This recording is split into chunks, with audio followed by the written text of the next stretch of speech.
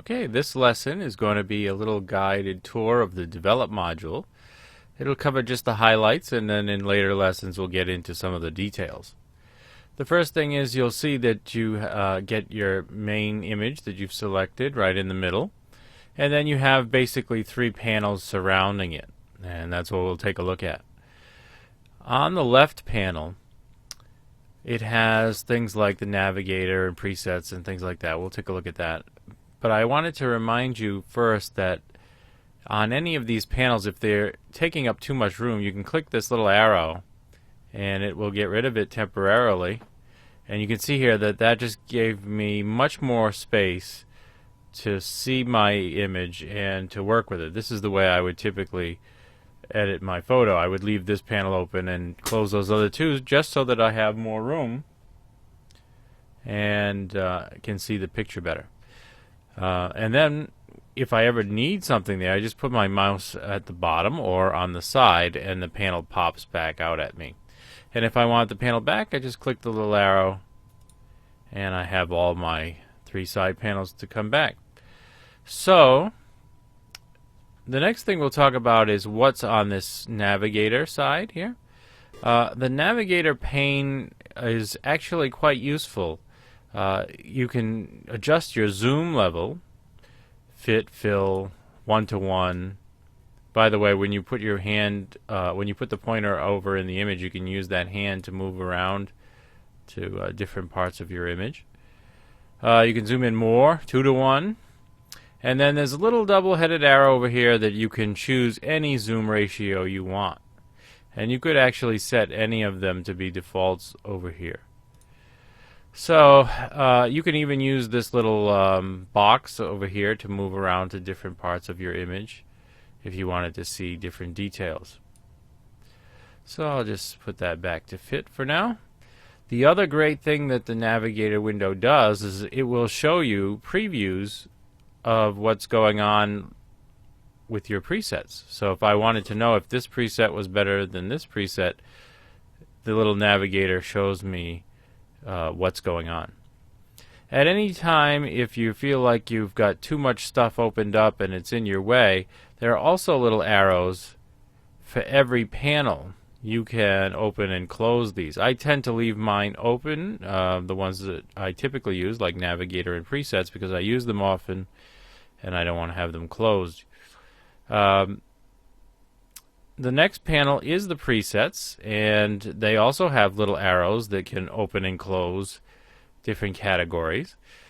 And you can organize your presets however you want. Lightroom will give you some basic ones, and you can download some from the internet, or you can create your own. If you want to create your own, there's this little plus button right over here that you can use to create your own. And I'll be doing more lessons on creating presets coming up soon. As we move down on this side, after the presets we have snapshots, and basically you would use that if you think your image is at a good spot and you might be done but maybe not, you might want to do some more work. You can just create a snapshot, give it a name, or use the name that they give you, a date and time.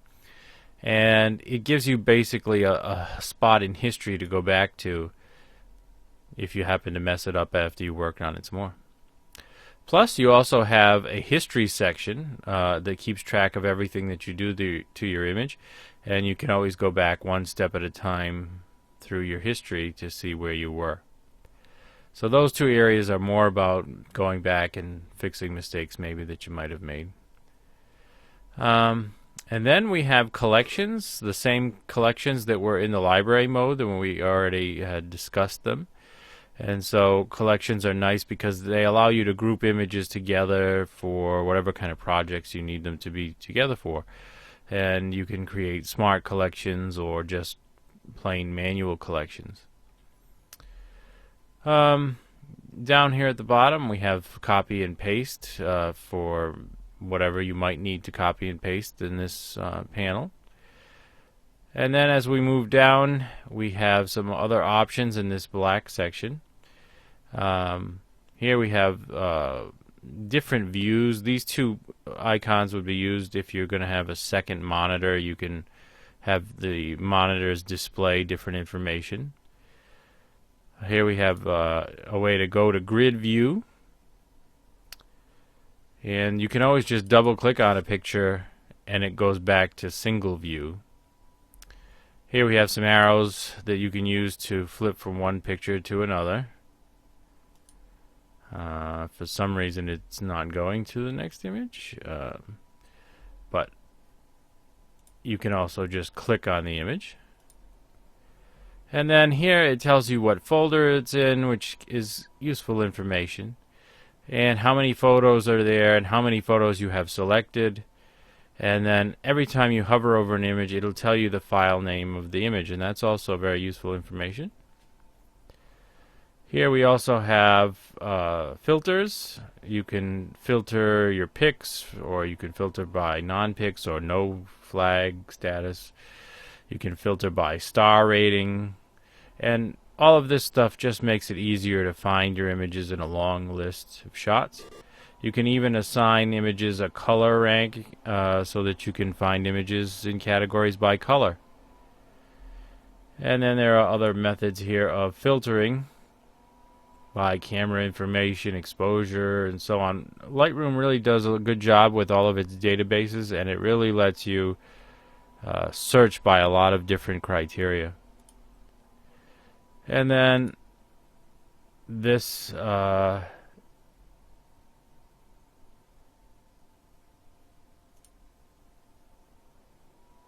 turns the filters on and off. And over here, this second gray bar has some quick ways of getting from one view to another. So again, here's a grid view, here's one shot, here is select versus candidate, and here is a survey mode. So in survey mode, if you had several shots, let's say I had 4 shots selected, I could look through them and say, okay, I don't like that one, I don't like that one, maybe I don't want that one, and then finally that's your final pick. So that's what that survey mode does. Here we have the arrow. That this time this arrow is doing what it's supposed to. It's moving us to the next image. Okay. And in this bar, if you don't have the same things here that I do, check out the little arrow and put a check mark next to anything that you don't have. I have labeling turned on, I have view modes turned on, and I have navigate turned on. You could turn them all on if you want. You would just have more stuff on this gray bar. Okay. Then over here on the right side we have the histogram. And with our histograms in Lightroom, you can actually, I went out of the develop module. With the histogram, you can actually click directly on the histogram and shift things around.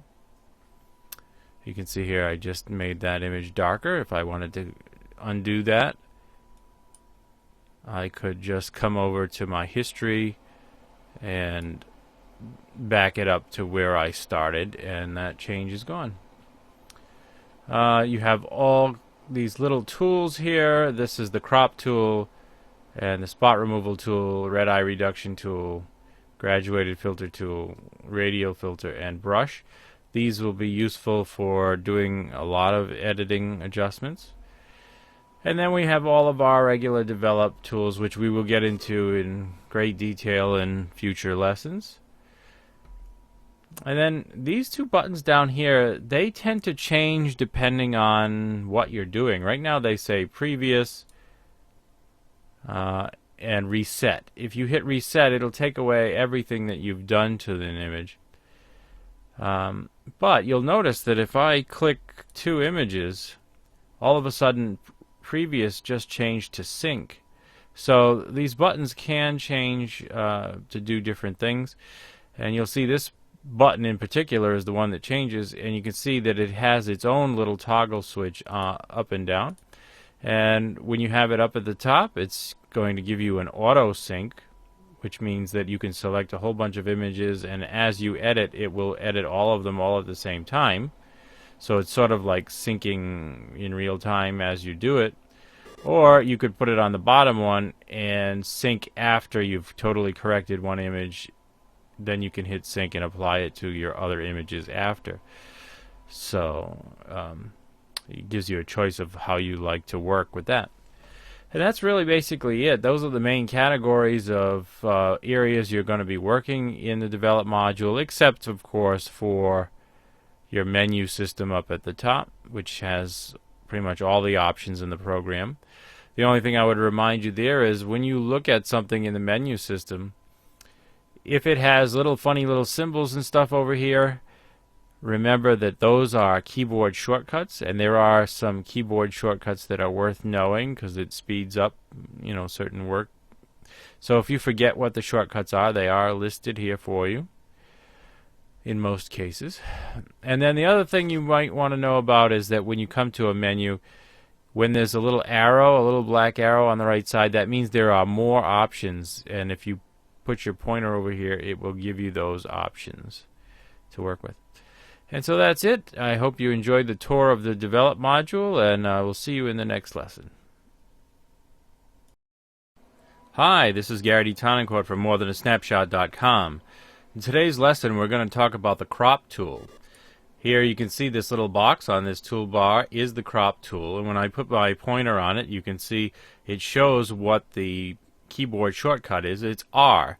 So I could either click on this box to turn on the crop tool, or I could press the keyboard shortcut R to turn on the crop tool, whichever is easier for you. When you turn on the crop tool, you get these handles that show up around the sides. You can click on any side, and if you put your mouse pointer on the corner, you can even tilt. And once you have a crop, you get this little hand that shows up. You can move the crop around anywhere you want. And then when you're done, you can just hit enter, and that will put your crop in. Now, if you don't like what you did with your crop, all you have to do is hit Control Alt and R, and that will automatically undo whatever crop you selected. Now let's go back into the crop tool and see what else we can do with this. Well, first of all, there is also this crop frame tool, and all you have to do with that one is just draw out the rectangle that you want instead of having to resize the rectangle that they give you. Alright, it's just a different way of working. If I crop it and then hit Control Alt R, I'll go back to where I was. And I'll come back into the crop tool again and go to the next thing, which is the aspect ratio of our crop. You'll notice when I drag in this crop tool, it's maintaining a certain aspect ratio. The shape of this rectangle is staying the same no matter where I drag it. And that's because this little lock is locked. And if you click this down arrow, you'll see that we have all these aspect ratios to choose from. Common ones, like for an 8x10 print, or 8.5x11, or 5x7, or 4x6, which is typically the 2x3 aspect ratio that's going to come out of most cameras. And then here are some aspect ratios for film.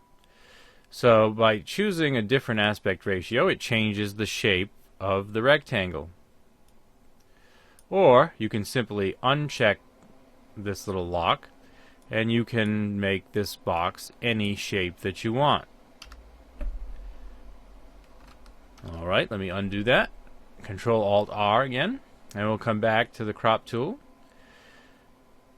So that's the tools you would mainly use for your basic cropping. Now, let's say you have a situation like this where your horizon line is crooked. They give you this angle tool. You could just use this slider and try to straighten it out so that it matches the, they give you a little grid view to try to straighten things out with. That does work well. But let me show you how to use this angle tool. First of all, if I want to undo this, anytime in Lightroom you double click on the word next to a slider, it automatically zeroes out a slider, so that's always a helpful tip.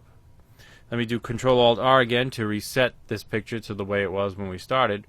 This time I'm going to use the straighten tool, and all I have to do is draw a line on the horizon starting from here.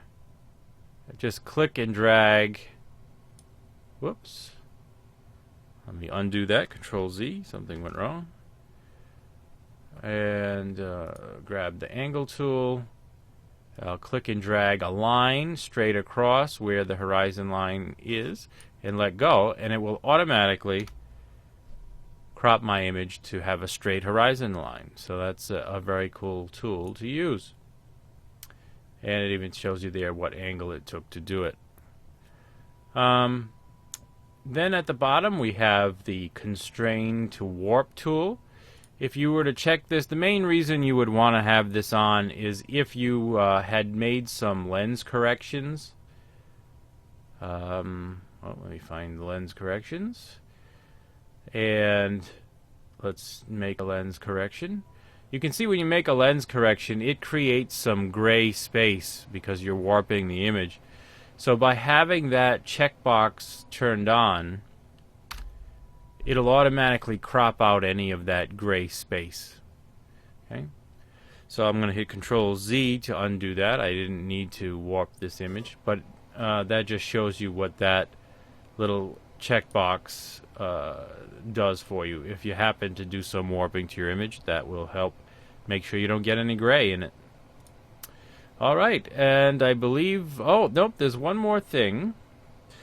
You have these overlays, and the overlays are there to help you with your composition. We have 7 overlays that we can look at in Lightroom, and the first one is just our normal rule of thirds. You can see that you can put a subject on each one of those thirds, but if you hit the O key, you can toggle through different overlays and find one that works well for the image that you're working on. And this final one has the different sizes of the aspect ratios, like 4:5, 5:7, and 2:3, so it gives you some idea of how much of your picture you're going to lose by using that aspect ratio.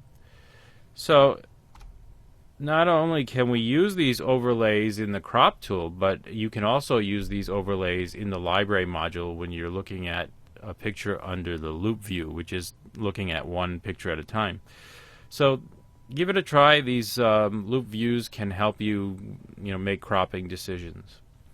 So I hope you enjoyed these cropping tips, and be sure to visit morethanasnapshot.com. Hello everyone, this lesson is about the spot removal tool, which is right over here, and if you hit the letter Q, you can use that keyboard shortcut to turn on and turn off the spot removal tool. Once you have turned on the tool, you get this target, and so let's say I want to remove this little piece of debris off of the beach. All I have to do is click once and it will shoot out a circle. And if I don't like where it put the circle, if it didn't do a good job, which usually it does, but sometimes it doesn't, you can hit the / key and it'll automatically forward it to another spot that might be better. And if that doesn't work for you, you can always put the little hand on the other circle and you can manually move the circle to wherever you want. And you're moving it to a place that looks similar to the place you're at, because this is going to use these pixels to cover up those pixels. And you can even put your little pointer on the circle and drag it to make the circle bigger or smaller. So just because you clicked once doesn't mean it's over. You also have the sliders here where you can adjust the size with the slider or directly on the circle. The feathering amount means on the edges of the circle it'll blend in softer if you add a bit of feathering. And then opacity is kind of like we're working with a layer. You have right now it's at 100%, so you can't see through it at all. But if I wanted a more subtle change, I could lower the opacity. But usually when working with this tool, you use it at 100% opacity. Something new is that with this clone tool or heal tool, you can now paint over an area. You don't have to be restricted to just making a spot. So let's say I wanted to get rid of the whole person here. I could just paint over this whole area.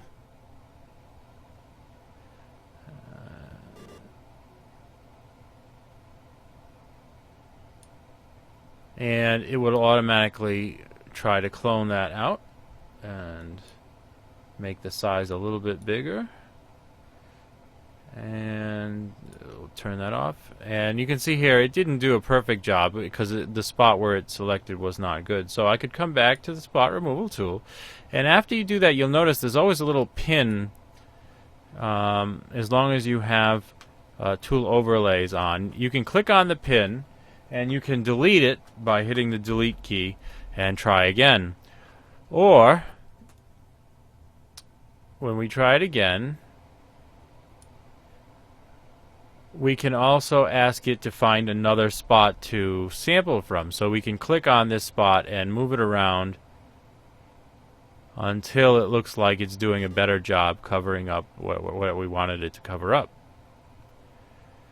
So this spot removal tool is much improved, and it will do some healing and cloning. But if you really needed to do some detailed work like this, you are better off doing this kind of thing in Photoshop. As you can see here, it's still tough to work with. It doesn't do a perfect job. So it's great for spots, but not for really cloning out large areas.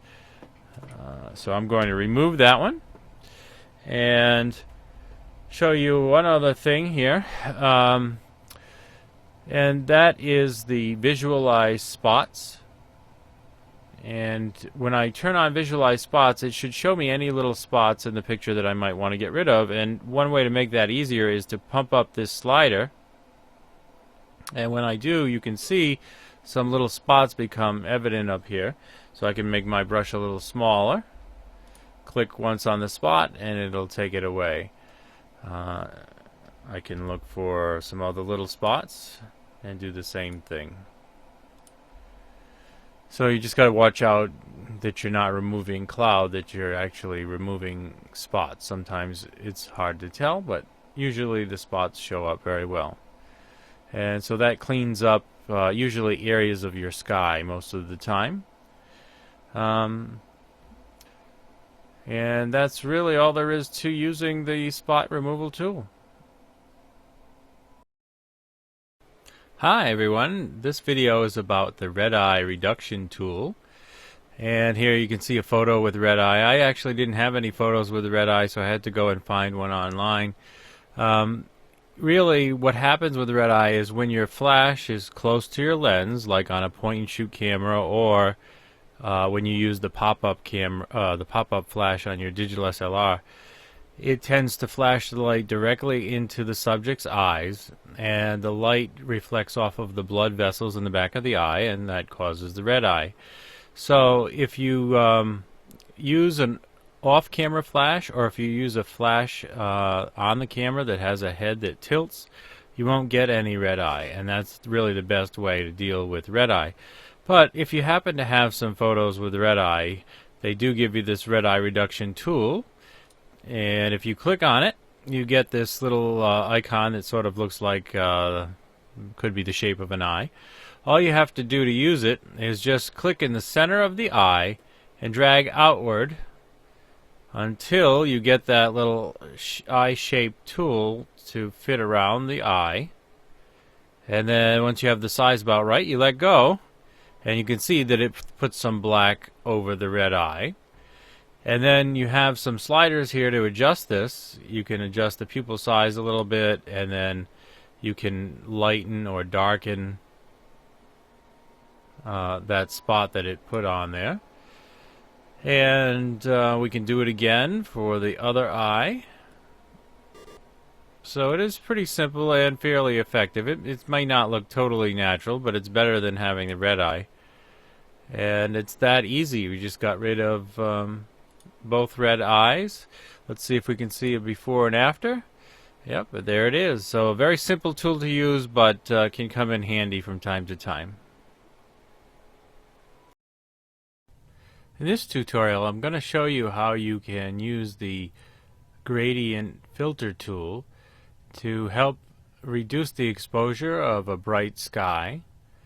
And to do that, I'm going to click the Filter tool, and I'm going to then drag down from the top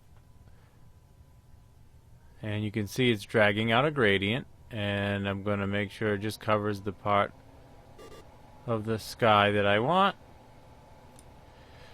Alright, and then I have to adjust the exposure.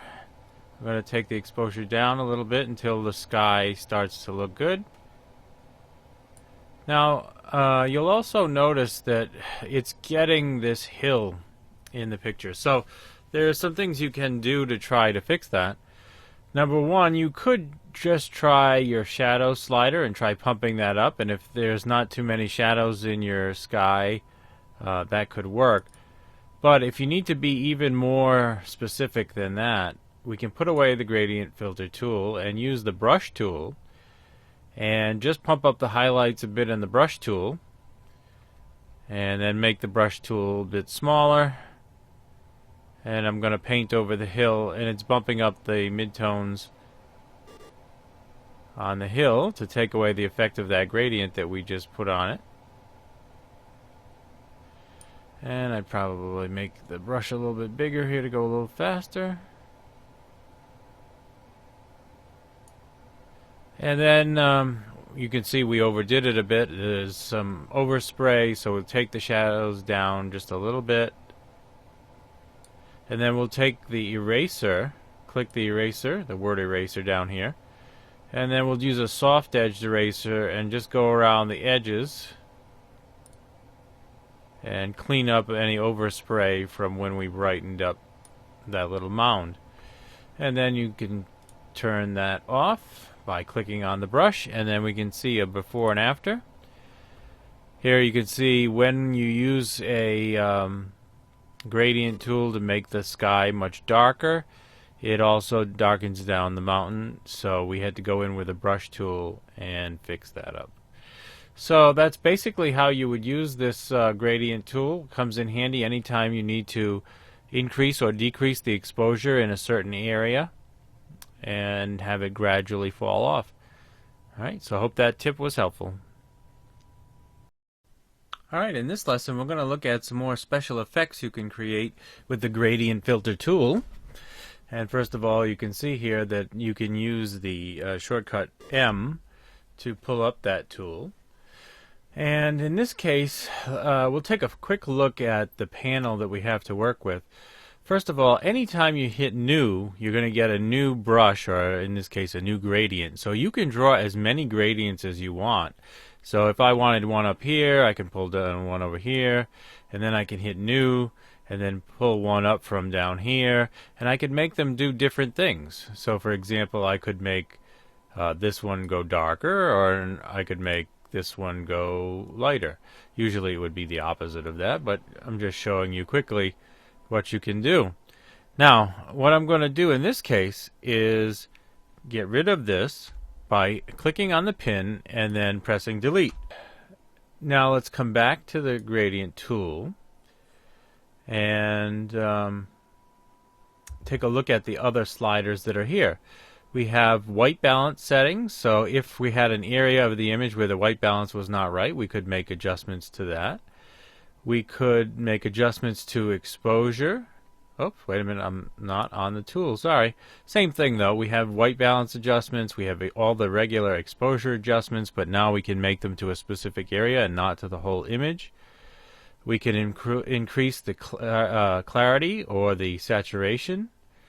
And we can also sharpen or reduce noise, get rid of moire, which is some funny lines that show up in a photo when there are lines in your image, like on a striped shirt or a brick wall or something like that. And we can even defringe, which means that sometimes the edges of things in a picture will have a little color fringe, and that tool will help you get rid of that. We can also add a color overlay, and that's what I'm going to show you how to do in this tutorial. And then, of course, we have reset and close the tool. So anytime you want, you can reset the tool. And then we have this little box, which is the before and after, and I'll probably show you that after I put some sort of an effect on the tool. Alright, so let's try this out. We have sort of a blue sky here, but what if we wanted something different? So I'll draw out the gradient tool to just cover the sky. And of course, first of all, if I wanted to make it darker, I could, or if I wanted to make it brighter. Let's say I'll just make it a tiny bit darker. And then I'll come down right to this thing that says color. And when I click on that, I get this color palette. And I can click on any color I want. And you can see it has a dramatic effect on the tone of the sky in this image. I could try different shades to see what works well for the image. If I want something pretty dramatic, I kind of like going with one of these sort of light reddish tones. So let's go with that. It's sort of pinkish, I guess. And then if I want to see the before and after, that's what this little button does. So that's the before, and that's the after. And if I don't like what I did, all I have to do is hit reset. And remember, at any time, if you don't like what you did with the sliders, you can just double click on the word effect, and that will zero out all of the sliders. If you just double click on an individual word, it'll zero out just that slider. So if I double click on that, it zeroes that out. And it lets me start over and do what I want with that slider. And here you can see if I double click on effect, it gets rid of everything, including the color that I have chosen. So it's like the reset function. So I think that the gradient filter is very powerful and fun to use. So give it a try and see what creative things you can do with your images. This video is about how to read a histogram. When we look at our histogram, we can see that it has different sections. The first section in gray here is the black section. The next section is our shadows. Then we have our midtones, our highlights, and finally the white parts of the image. So before you get working on your histogram, it's a good idea to kind of check out your image and see what kind of tones you're working with. In this image there's snow and a white building, so there is a lot of white in the image, and so we would expect a lot of high peaks on the right side of the histogram. The nice thing about this histogram is we don't have anything climbing up this side, which would show that there's overexposure, and we don't have anything climbing up on the left side showing that there is underexposure. So overall, we have our information centered in the middle of the graph, and that's generally what we're looking for when we take the picture.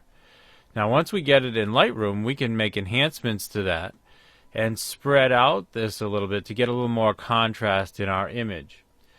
So to do that, the first thing is, even though my snow is white, I think I'm going to brighten it up a little bit to bring out some of the exposure details. So I'm going to pump this up a little bit, give us a little more life to our image. I can push it fairly far as long as I don't go too far right there where I just overexposed everything.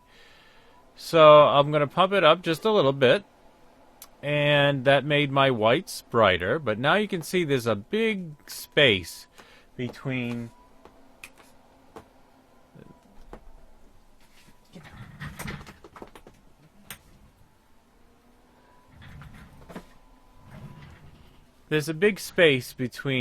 this part of the graph and the end of my graph. So I can push my blacks over to the left. And I'm going to grab that slider and do so. And you can see down in the darker parts of the image down here, it's affecting that. Now if I wanted to push this really far, you could see it would start climbing up this side. And in some ways that's bad, because now I'm losing information in the dark parts of the picture. And at any time, if I want to check if I'm losing information, that's what they give you these two little arrows for. You can see if I click this arrow, it lights up blue anywhere I'm losing information in the dark parts of the picture. So that helps me with my black slider to figure out where that should be. I think it's fine to have a small amount of blue show up, because when you make a print, you want to have something be black in your picture. It makes the overall tone of the picture look nicer. So a small amount of blue showing up here I think is fine. On the other side, I can take that one off, and I can check this one. In this image, there is no overexposed highlights because it's not showing anything in red. So my whites are nice and white, but they are not overexposed. So that is working well. In this image, if I had a problem with my midtones, that's what the shadows slider would do.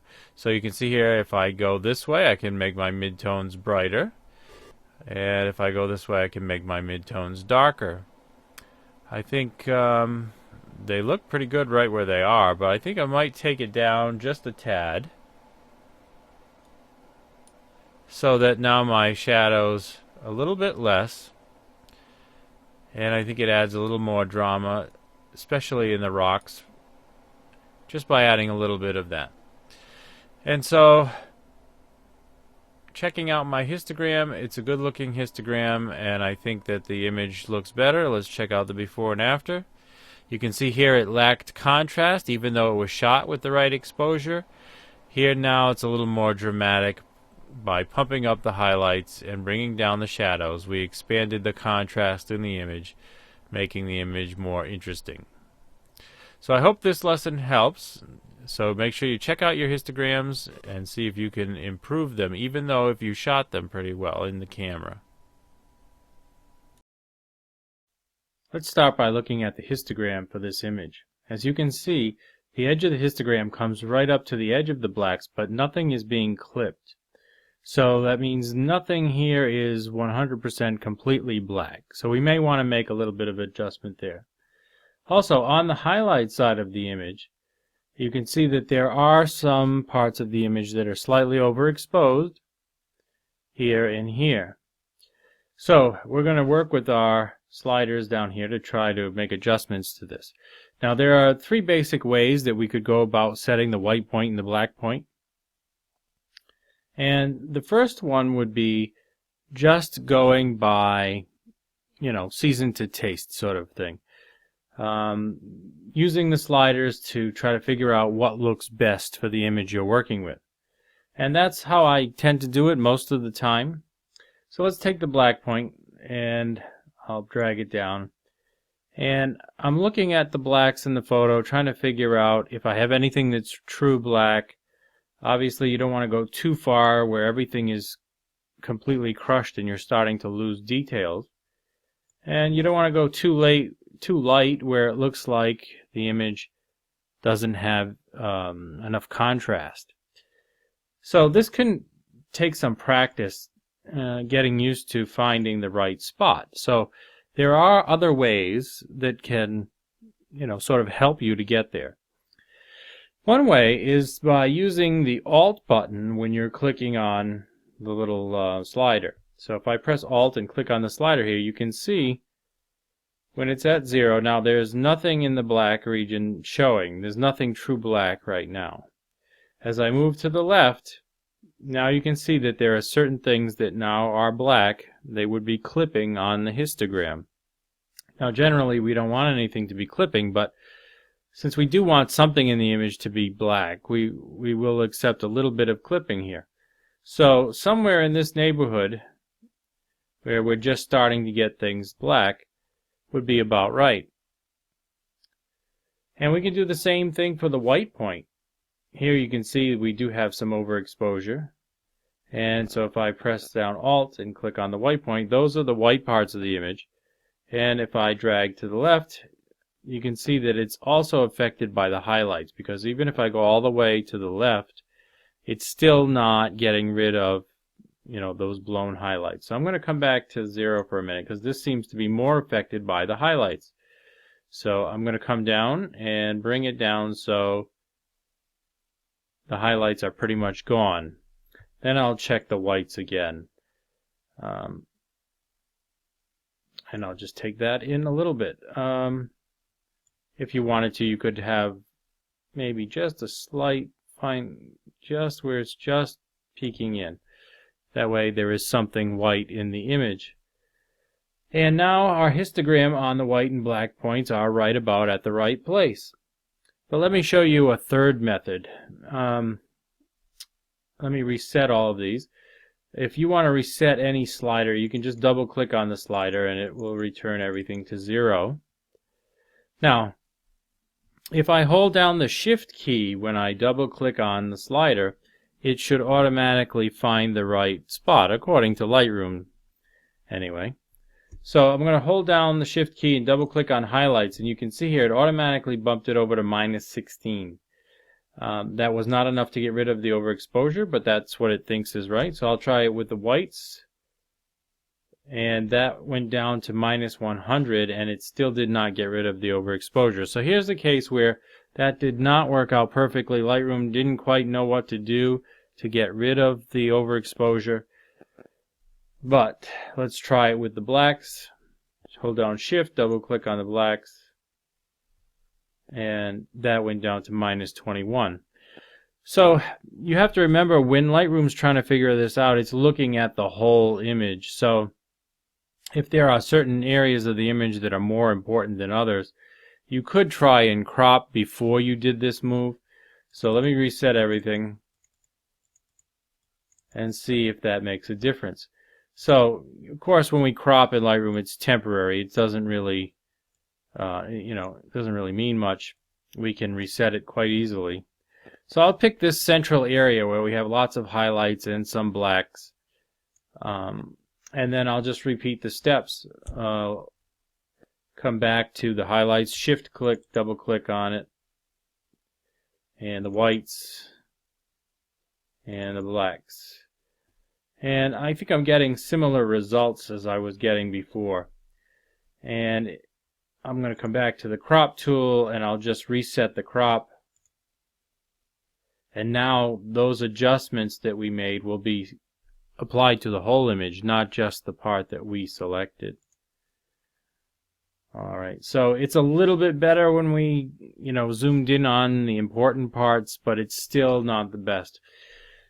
I prefer a combination of using the Alt and the slider and my own personal taste.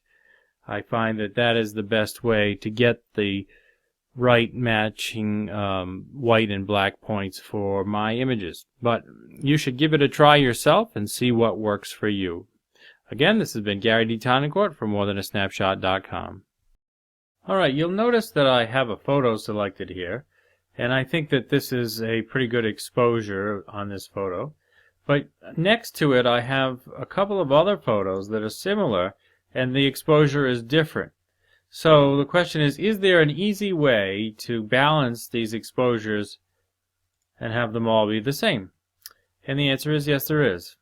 So what you have to do first is click on the image that you have the right exposure for, and then you want to click on the other images. Next, come up to the top under Settings, and then find Match Total Exposures. And you'll notice that the other images just brightened up, and now all three exposures should be about the same. And that is a nice quick way of getting that done. So give that tip a try. Let me know if it worked for you. And please remember to like and subscribe to my channel. Again, this has been Gary D. Tonicourt from morethanasnapshot.com. Hi, this is Gary D. Tonicourt from morethanasnapshot.com. In this tutorial, we're going to be looking at the Radial Filter and applying it to this image. In this image you can see that there's this brown background and it looks okay, but I think I'd like to see the brown background be a darker tone so that the model stands out more. So one easy way to do this is to use the Radial Filter, and you can see if I click on it, it gives me all kinds of options. So it doesn't have to be just for darkening or lightening something, but that is probably one of the more common uses of it. The first thing you need to do is draw out either an oval or a circle. So if I start my circle by clicking in the middle of where I'm going to draw it out, it will give me an oval. And then once I finish drawing it out, if I need to make adjustments, I can click on the pin to move it around to different places. I can also click on any of these side markers to make it wider or thinner. And if I put my cursor out here, it becomes a double-headed arrow, and you can see I could even tilt it to make it better match the angle of the subject. Alright, once I have it drawn out, I'm going to use it to affect the exposure. You can see here I'm bringing down the it's affecting the outside of the circle. It's making the outside darker, but of course you can see that it's not doing much right close to her. So what you can do for that is come down lower to where it says feather and increase the feather of this filter. And I can also make the size of it a little smaller. So I'm going to add a little more darkening and a little more feather, and that's good. A few other things you can do with this: if you click invert, it now will darken the inside and leave the outside alone. In this case, that's not what I want to do, so I'm going to take off invert. Of course, you always have your before and after button right here. So that's what we had before, and this is what we have now. And not only that, you can put more than one of these things on your image. So if I were to click new, it would give me the ability to make a new circle. So maybe if I hold shift and drag it out, I get a circle instead of an oval. And I could try something different here. Maybe I just want to darken this down a little bit and add some feathering to further highlight maybe just this section, the top where her head is. A little bit more feathering. And there you have it. You can do a lot of creative things with the Radial Filter tool. So give it a try. And thanks for watching. This has been Gary D. Tonicourt from morethanasnapshot.com. Alright, in this video we're going to start talking about the Develop module, and I'm going to take you through developing one photo and telling you about what tools you might want to use. So one of my first steps when I get into the Develop module is to usually decide if I'm going to crop the image, and so I will show you the crop tool, is this tool right here. When I click on it, you'll see that I get these edges, these borders that will show up. And it even kind of gives you a grid to help you if you want to use the rule of thirds. There are also some tools that open up here that will help you with how you're going to crop. So one of them is to lock the aspect ratio. You could choose any of these aspect ratios, the normal 1, 2 by 3, or 4 by 6. Or if you know you're going to make an 8 by 10 or any other aspect ratio, you can lock it in here. And so once you do that, no matter how you drag this rectangle, it's going to stay in that aspect ratio. So we could leave it as the original aspect ratio, which is 4 by 6. All right. So I think I will crop this image a little bit. And I'll bring it in just a bit.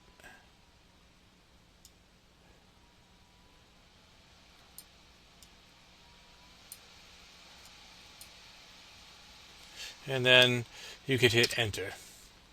Now with the crop tool, besides resizing the edges in and out, you can also put your little pointer off to the edge, and you see that double-headed arrow. You can then, if you want to, you can tilt, not just crop. So that could help you straighten out a horizon or some other problem like that. Using this angle here, you can see you could precisely make the angle that you need. Okay? So I'm going to set that back to 0 and just crop this image. Alright, the next thing that I usually look at is the white balance. And so here you can see with white balance, we can leave it as it was shot, or if it was a raw file, you should see all of the little custom white balances that would normally be found in your camera. That's a nice thing about shooting in RAW. You have all these options when you process your image later. This is a RAW file and nothing was done to it originally.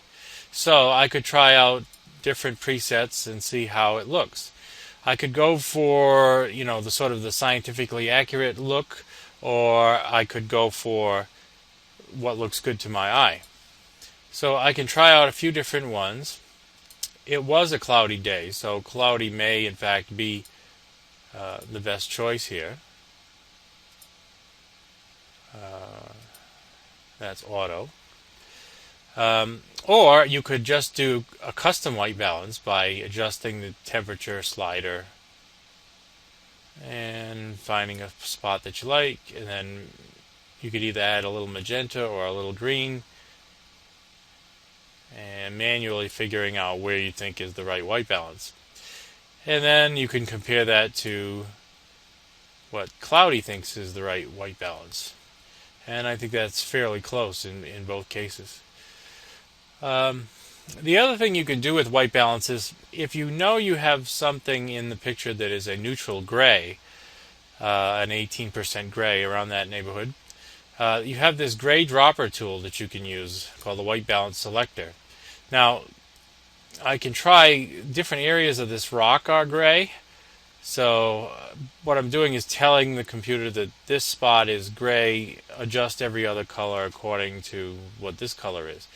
So I'll try to find a spot, and you can see right away that the tones in the picture have changed.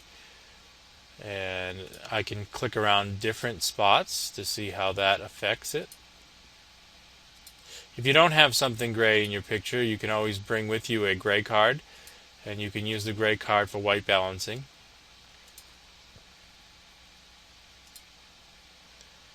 I think I tend to like it a little bit warmer like that, and so I think that looks like a pretty good white balance. The other thing is, when you're here, you can also check out your histogram to see how the exposure was. It looks like the exposure was pretty good on this picture, because it kind of goes all the way from one end to another. It's not climbing up either side, although we can make some adjustments. I can probably make this image a little bit brighter, see how this hill is falling short of this line. And over on this side, I can probably add a little bit of blacks to add a little contrast in this image here. It also gives you the information about how the image was taken. You can see that it was shot at ISO 3200, because I was using a very long lens, at 660 millimeters at f11 at 1/800th of a second. So it gives you lots of useful information there. Now, to fix the histogram itself, I could work directly on the histogram. You can see here my arrow turns to a double-headed arrow. I could click and drag left or right, and it would affect my histogram right from here. Or I could come down here and use the actual individual sliders to affect each part of the histogram. Sometimes I like to just work right on the histogram, so if I click on the graph and drag it over, right now I'm bringing the highlights over to the right, so bringing it closer to this edge, I'm making this brighter. I don't want to go too bright because I don't want to overexpose the feathers here. So I have a highlight slider that you can see here was pushed all the way to 100%. I may not want to go quite to 100%. because I don't want to overexpose the feathers. I want to see good feather detail here. So I brought that one back a little bit. Now on this side, the shadows, I could drag these over a little bit. And then the black slider will push this edge of the histogram all the way over. And you can see here, when this lights up, that's when it starts clipping something off in the shadows. And if I click on it, it will show me in blue what is being clipped. Okay, same thing works on the highlight side. If I click that on, it will show me in red what is being clipped. So we really don't want to clip information in the black part of the histogram, so I'm going to keep coming down until I have, in this case, I have a little bit of blue around, but they're all in the dark cracks and things like that. There's no detail there that I need to worry about. So it's okay to sometimes leave some of those things be clipped in the shadows, because it makes something black in your print, and oftentimes having something black in your print will look better. So I might leave that. There is really no detail in that crack that I need to worry about, and it's nice to have a nice deep black area there. So now I would often check out if my image needs a contrast adjustment, either more or less contrast. So by going this way, I'm getting more contrast. By going this way, I'm getting less contrast. So usually I like to add more contrast to an image. In this particular case, I don't necessarily think it needs more. It might need just a little bit less, because I kind of added contrast here when I separated my highlights and my shadows. So if I check that out, I check out the before and after. Yeah, I'm definitely not going to go for more. I'm going to go maybe just a small amount less. Okay, so I come in close and check out some of these details. Yep, and that looks fine. So I think I'm done pretty much with the exposure part of the image. Next comes a bunch of sliders like clarity, vibrance, and saturation. Now clarity, you can go to the right and add more clarity to your image, or you can go to the left and add less. Adding clarity is almost like sharpening. It adds contrast between the edges of the highlights and the shadows. And so if I crank this over, you can see here that I've added too much clarity. Things are very clear and have a very hard-edged look to them. And you can see if I went in the other direction, now things are very soft and don't have much detail. So I need to find a good spot where, in this image, I might just add a little bit of clarity.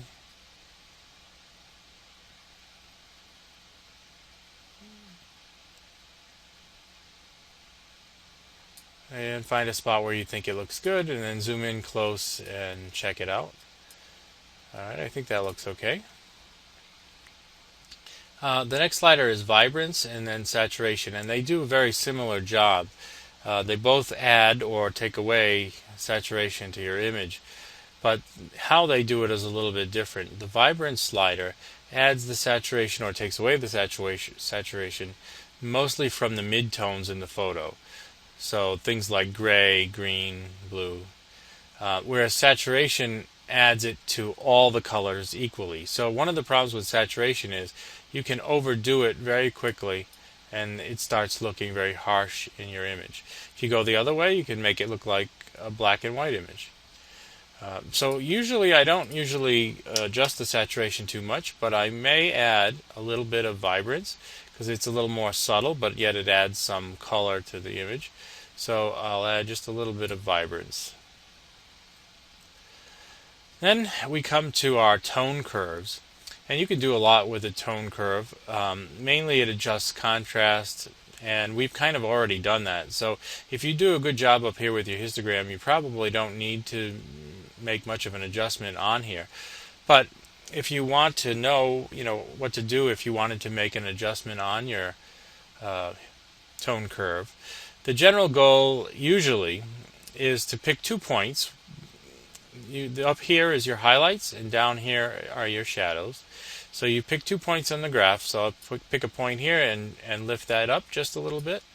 And then I'll pick a point down here, and I'll pull that down just a little bit. And so what I'm doing is making a very gentle S-curve. And that gentle S-curve is usually what gives us the right amount of contrast in the photo. Now I think because I've already given plenty of contrast to this photo, doing this is actually not helping. So I'm going to undo that just by go to Edit, Undo.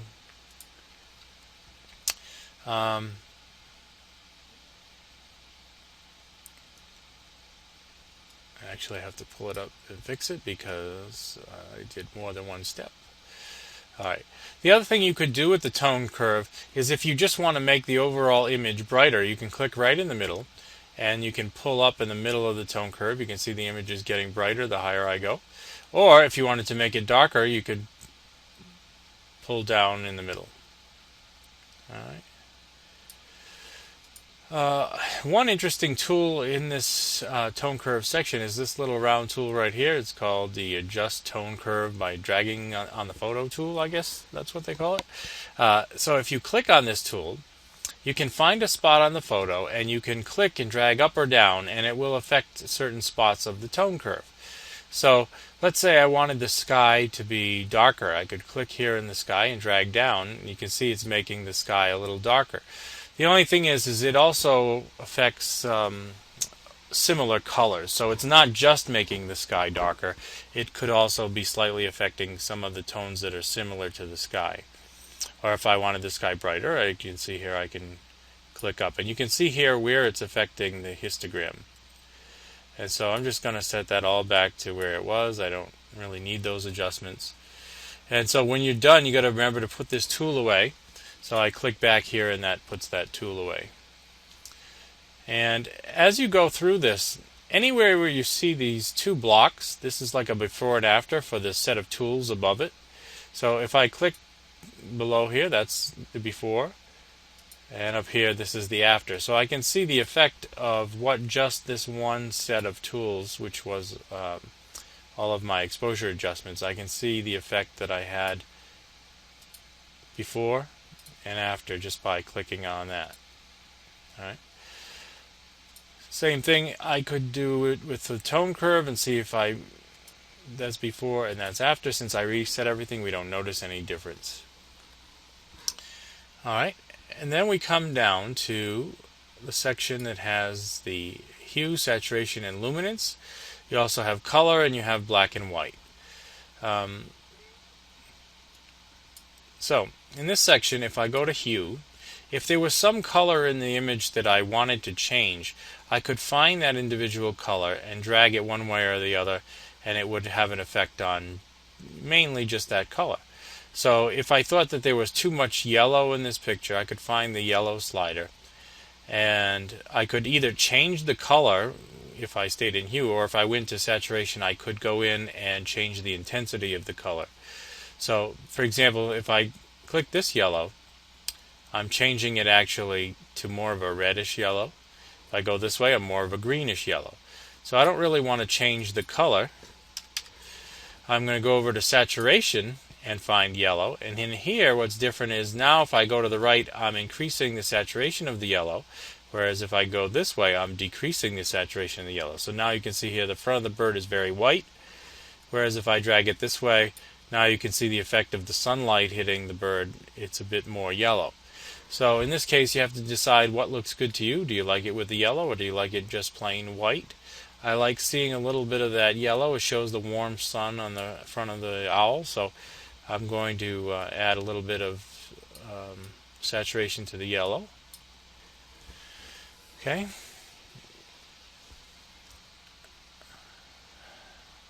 Split toning we'll save for another case.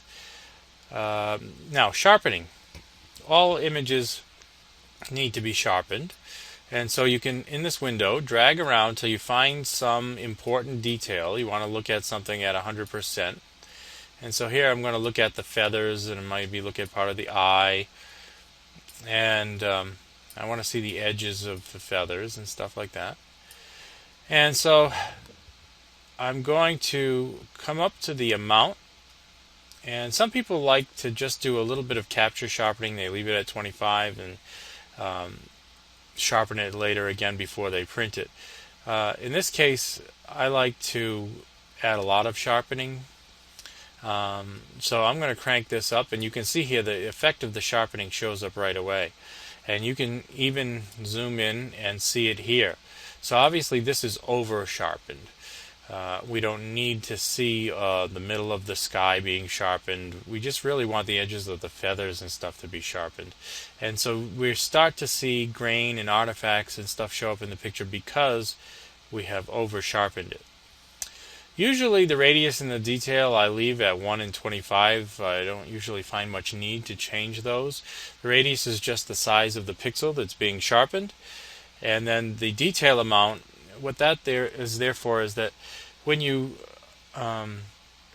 sharpen an image, sometimes you lose detail, so you can use that detail slider to try to bring it back. The masking slider, however, I use all the time, and I find that one to be very useful. What masking does is it says, okay, we don't need to sharpen the middle of things, like the middle of an empty sky or the middle of water. We don't really need to sharpen that. So let's take this sharpening and move it more to the edges of things. So the more masking you add, the more you're pushing the sharpening towards the edges. So one way you can see that is if you hold down the Alt key on the PC and then click, you'll see that as I drag to the right, I'm starting to see more and more black, and the white lines are where the sharpening is happening, and where the black is where it's not happening. So the more and more masking I'm adding, the more I'm pushing the sharpening away from the middle of things, more towards the edges of things. And that's really where we want our sharpening, on the edges of our lines and stuff. So in this image, right here around 77, it's starting to look good. It's not sharpening much in my sky. It's sharpening more of the edges of things here. So that's why I can get away with a little extra sharpening on my amount, because I'm masking out a lot of the sharpening effect. Now, even if I look around the edges here, that is too much sharpening, so I am going to back off on the amount. When you sharpen something, you want to bring it up to the point where it's just starting to look crunchy. You don't want it to look overly gritty and crunchy. So what you can do is just back off and then slowly bring it up until it just starts to look crunchy, and that's probably an alright spot for printing. So again, that's too much. So I think maybe around 80 in this particular image, with about 81 for masking, is doing a good job of sharpening this image. So that's our capture sharpening. Again, later before you print it, you can add a little bit of final print sharpening. Now, the next one is about noise reduction, and you have two sets of sliders for noise reduction. One is for luminance noise reduction, which is going to take away the most amount of noise, the noise in the bright and the dark areas of the photo.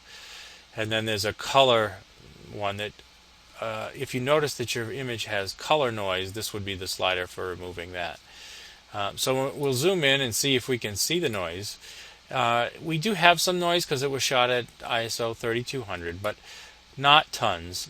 You'll most likely see most of the noise in the dark parts of the image. And so I'm kind of looking around,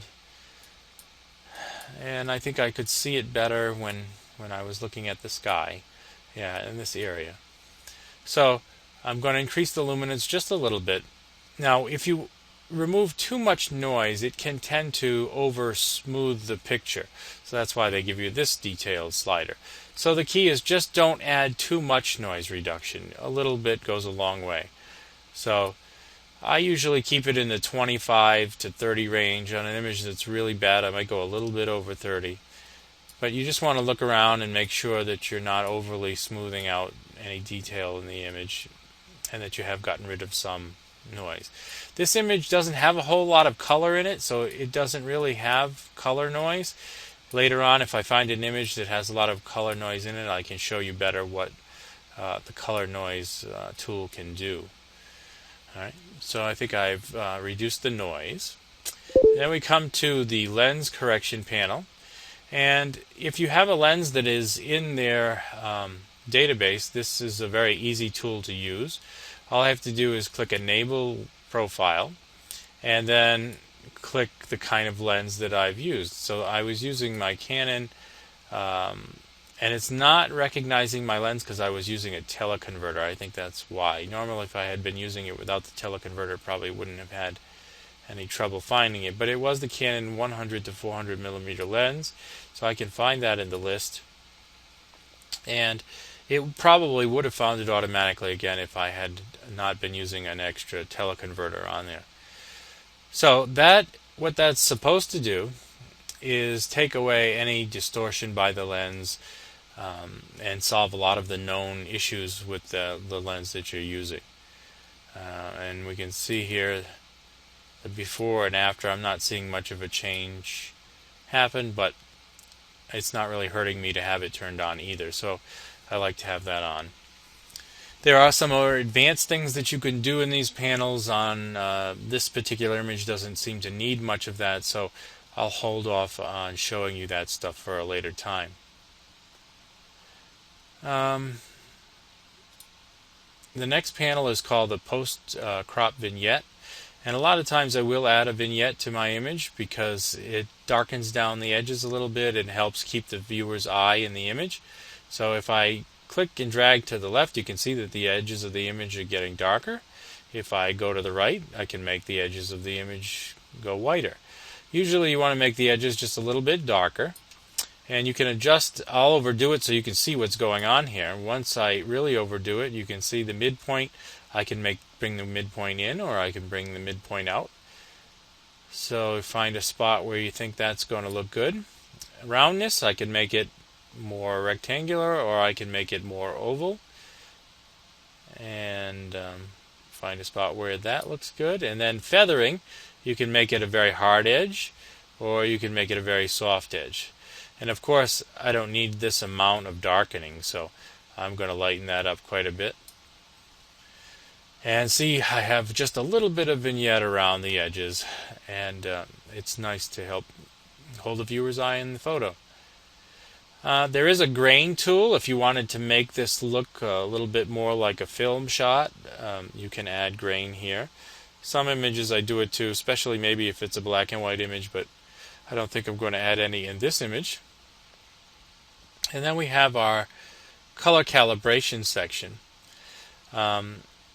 If you shoot a JPEG or something like that, the color profile from your camera will automatically be embedded in your image, so you probably won't have any choices here. But if you shot a RAW file, when you click this down, you should see all of the options that you would have in your camera. For example, you could have portrait, neutral, landscape, faithful. These are all the picture styles that are in the Canon camera. So you could try out different ones to see how it's affecting your color, to see if you have one that you think looks better than the camera standard or the Adobe standard. And with a color checker, you could even create your own custom profile. I think I like the camera standard profile. I'm going to stick with that one. And if I didn't, I could come in here and mess around with the colors, but you really shouldn't mess around with these unless you have a color checker where you can make fine-tuned adjustments. The place to mess around with your colors would have been in the HSL section that we showed you earlier. And that's it. The general idea here is we start with an image on the on the right side of where all your tools are. You go through all the tools, and hopefully by the time you hit the bottom of the list of tools, hopefully your image looks better than it did before you started. And so I can do before and after right here. You can see that there's quite a difference in the before and after between these two pictures.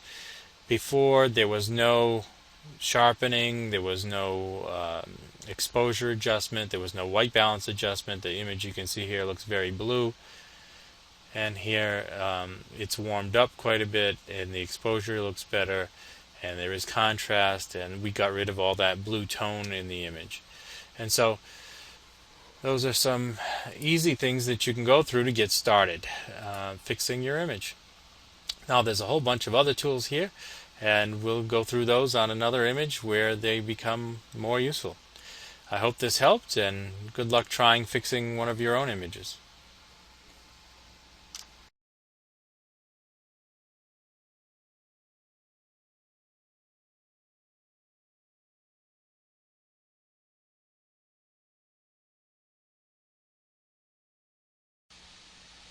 Okay, once you've captured your images, the next step would be to use your software to get the right white balance. If you don't want to do it in the software, you could also set a custom white balance in the camera, but I think this way is much easier.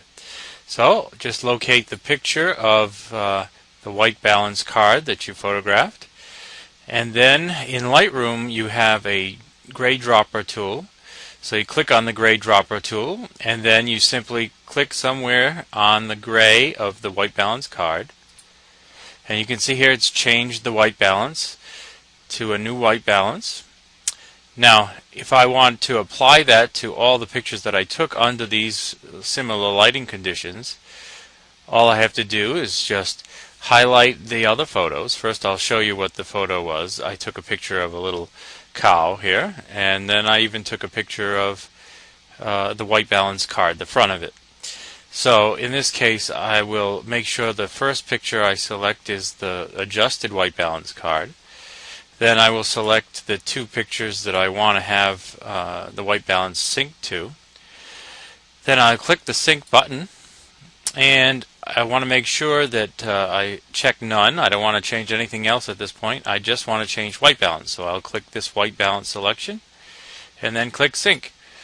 And it will apply the white balance from this card to these two other pictures. And then I can see after, the before and after. This is the before and this is the after. Okay? And for the card, this is the before and this is the after. So you can see that the white balance card took away all the orange tone in this picture to make it more, to have all the other colors be a bit more realistic. You could even see it's quite dramatic, even just the adjustment on the white balance card itself. So anytime you're looking to get the scientifically correct white balance, to get the proper colors on whatever you're photographing, all you have to do is take out one of these white balance cards, photograph it under the lighting that you're going to be shooting under, and then when you bring it into your software, use the gray dropper tool on it, and you should get the perfect white balance every time. If you're using Photoshop or another program, under the Levels panel, there is also a gray dropper, or you can do the exact same thing. You can buy the White Balance business card from morethanasnapshot.com. Thank you. This has been Gary D. Tonicourt, and I hope this improves your white balance.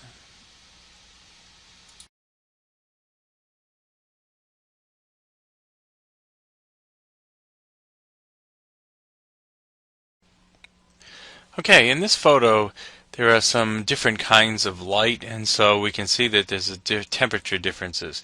Back here we have some sunlight which is causing a blue color cast. Here we have a tungsten light bulb that has a little bit of a warm color cast, but it was probably shot with a tungsten white balance, so that's not too bad. And then we're getting a little bit of a blue color cast being reflected up here on their faces from the iPad. So we could just make this a black and white image and get rid of these color casts that way, but if we wanted to keep it a color image in Lightroom, we can use the brush tool and selectively make adjustments to our color cast. So let's start with the blue color cast on their face from the iPad. So if I increase the temperature maybe up to plus 14 or so, maybe add a little bit of magenta, let's just see how that looks. I'll paint that in,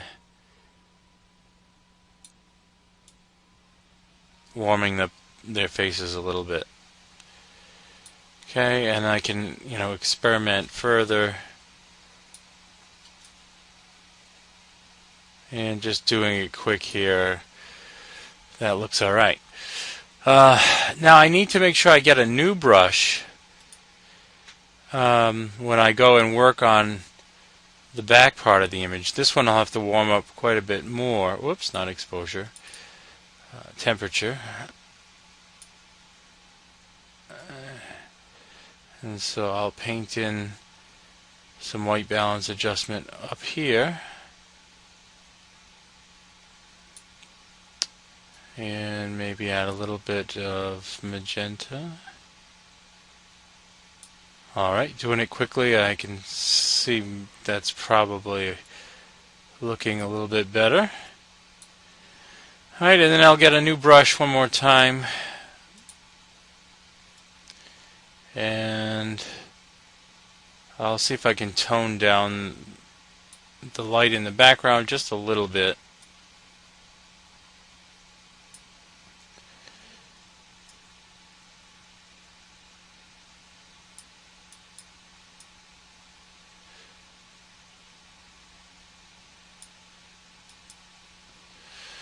And now let's see the before and after. Alright, you can see that I think the tones in the image, we don't see that strong blue in the background anymore. We don't see a strong blue on their faces. And so you can give that a try. Hope it helps. This has been Gary D. Tonicourt from morethanasnapshot.com. Hello, this is Gary D. Tonicourt from morethanasnapshot.com. Today I want to talk about a little known brush tool tip in Lightroom.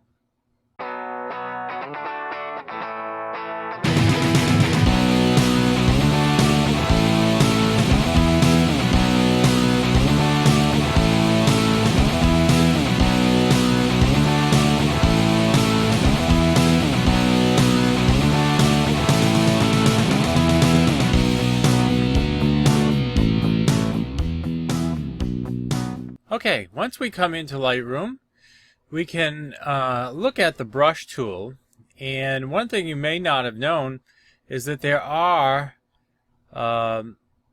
options here for pre-made brushes made by Lightroom. And if I choose here the Iris Enhance one, you'll see that it makes changes to more than one slider. So in this case, it's increased the exposure, it increased the clarity, it increased the saturation, and so on. And you can also make your own custom brushes, or you can adjust the brushes that they've created. But in this case, I just wanted to show you that there happens to be some brushes that have more than one option changed. And when you apply these brushes, sometimes the effect is too much, and it would be kind of a pain to back off on the effect if you had to move each slider in a certain proportion. So there's a better way of getting around that. So first, I'm going to shut off the brush for a second so that I can zoom in. I'm going to zoom in on the eye so I can use this iris brush. And it's going to lighten and add a little bit of saturation and things like that. So I'm going to go back to the brush now, and I'm just going to paint right over the iris. It's mostly brightening and adding a little bit of saturation. I could do a little bit of the white part of the eye, but I don't want to do that because it'll enhance the red blood vessels. So I'm just going to do a little over here as well. Alright, now here's the trick. If that was too much or too little effect on the eye, I could go and adjust every little slider, but there's a much easier way to do it. Right across from where it says what brush it is, here it says Iris Effect. Over here there's a little arrow. If I click that arrow up, all of a sudden it changes all those options to something that says Amount.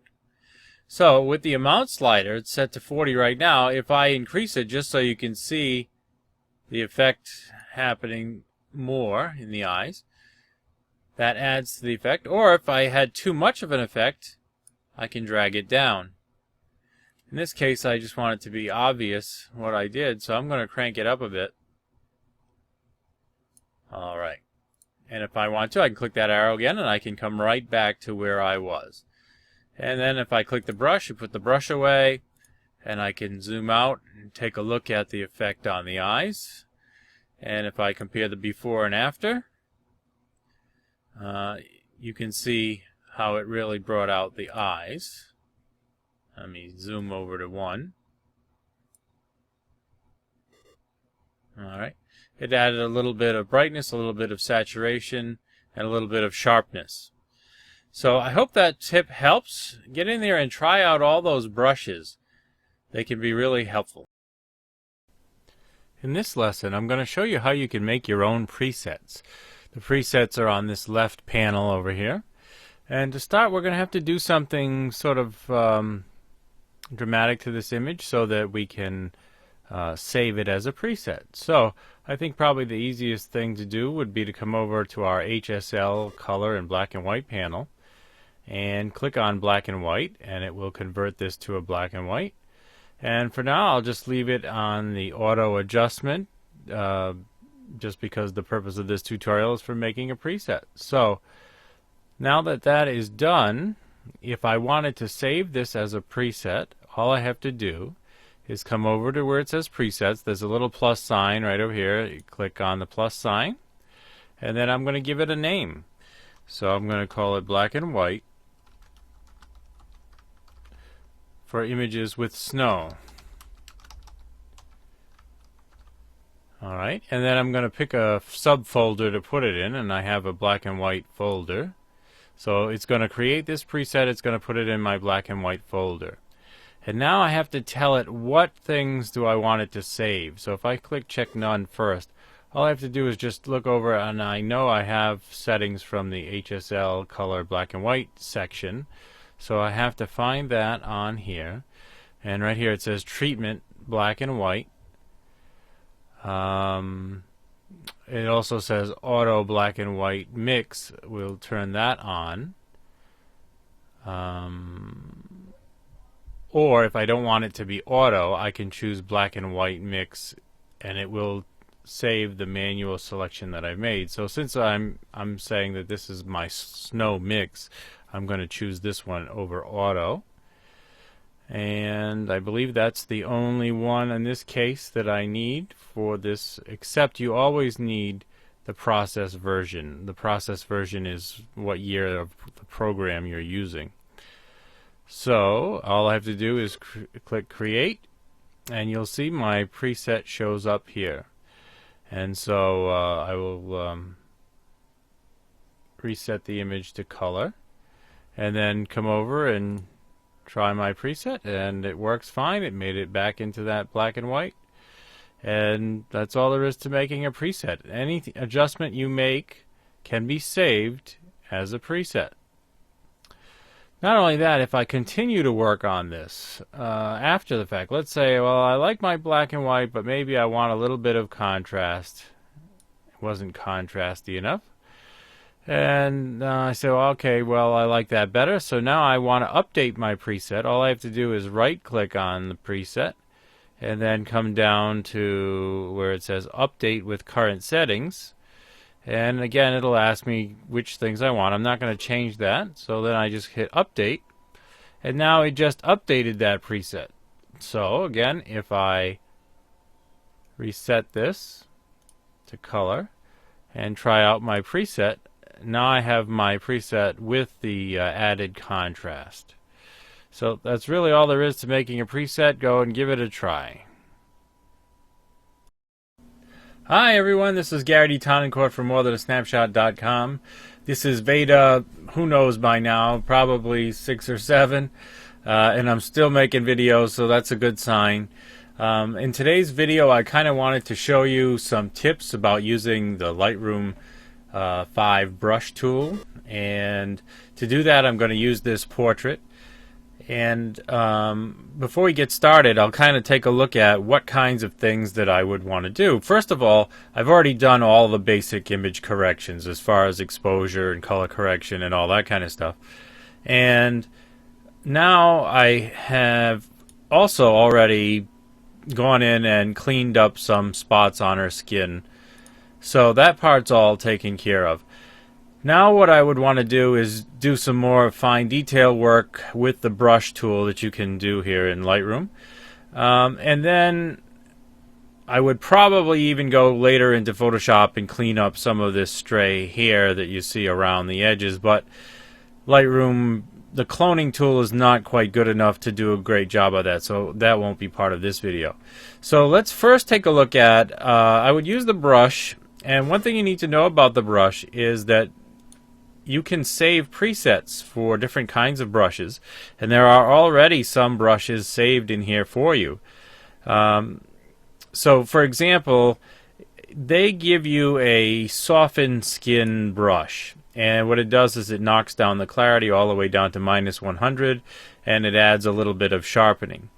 So I didn't really like that effect too much, so I took it up to about 60 on the minus clarity, and I reduced the sharpening just a bit, and then I can save that as a new brush. So to do that, all I have to do is come over to the brushes and click on Save Current Settings as a new preset, and then give it a name. So soft, smooth skin. Alright, so give it a name and hit create. Now I've already done that, so I'm not going to do that again. That's how you would create one of these brushes. So I'm just going to pick the smooth skin sharpened one that I have made. And in this case, I'm just going to paint over the part of the skin that I want to smooth out. And I'm doing a smaller amount because I don't want to take away any skin detail, but there are some areas that need to be softened up a bit.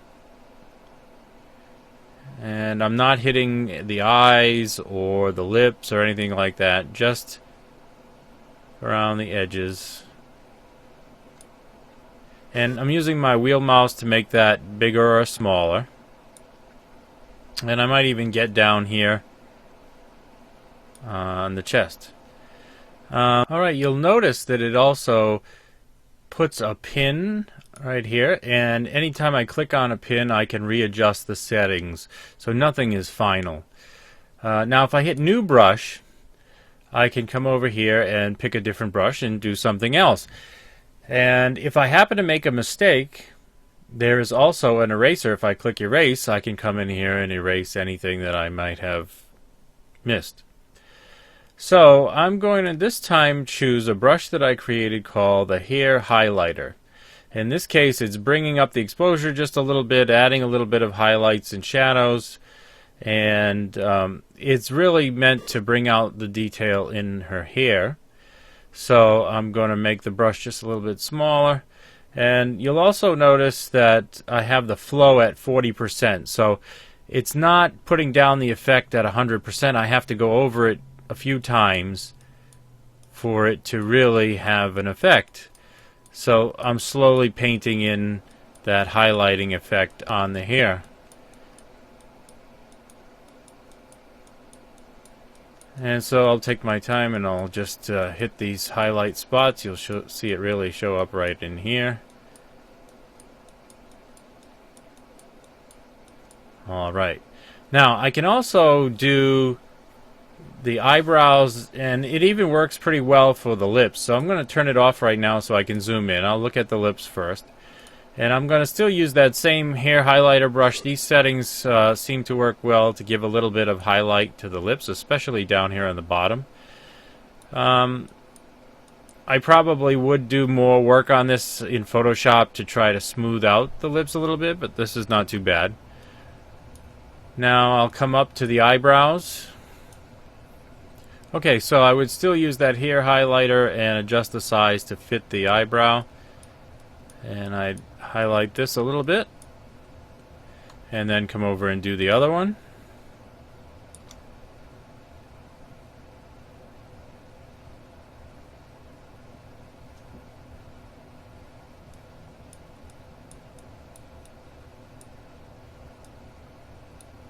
Alright. Now I'll change brush one more time. There is an iris enhance brush that is built in, or they give you in Lightroom, and it seems to work fairly well. And I'm just going to make the brush size smaller just to go around the iris. This is especially helpful since it darkens down this outer ring around the eye, and that really helps to make the eye pop. It also enhances the colors in the iris. Now, if the white part of the eye were dark, I probably would lighten it up a little bit, but you got to be really careful not to lighten it up too much, because that will start to look very unnatural.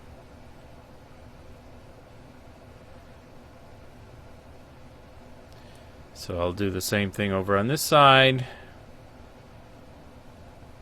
Now, again, this is not something I would do here, but in Photoshop I might remove some of the red veins in the eye. You want to leave a little bit of it to make it look natural, but maybe this one seems to be pretty pronounced. Alright, so that's the highlighter brush, and I'll get a new brush and I'll zoom out. Let me close this up so I can zoom out and see what else I'm going to do. Okay. I'll come back to the brush tool and just see if there's anything I missed. Oh yeah, the dodging and burning. So what you can do to help sculpt the face is to do a little dodging and burning. So I'll do the darkening first, the burn, and I'll use a big soft brush, and anywhere that there's shadow on her face I'm going to add a little more. And this helps to add a little bit of sculpting to the face. and a little down here. And that's about it for this image. And then I would come over here and get a new brush and change it to the Dodge. And this time I would want to hit the main highlights. So I'm just gently going over the highlights. Oh, I can see a shadow I missed over there.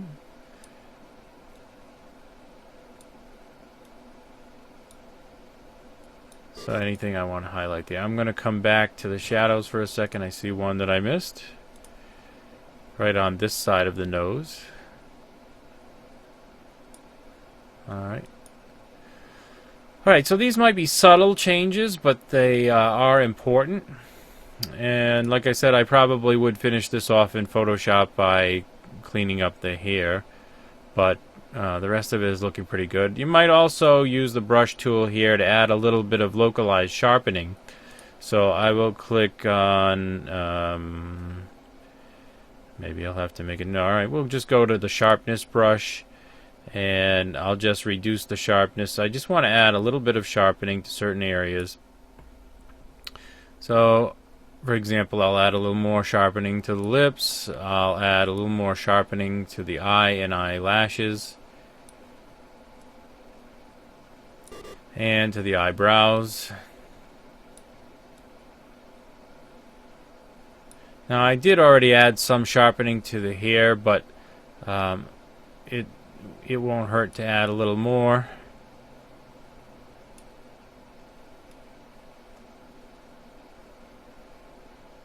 Alright.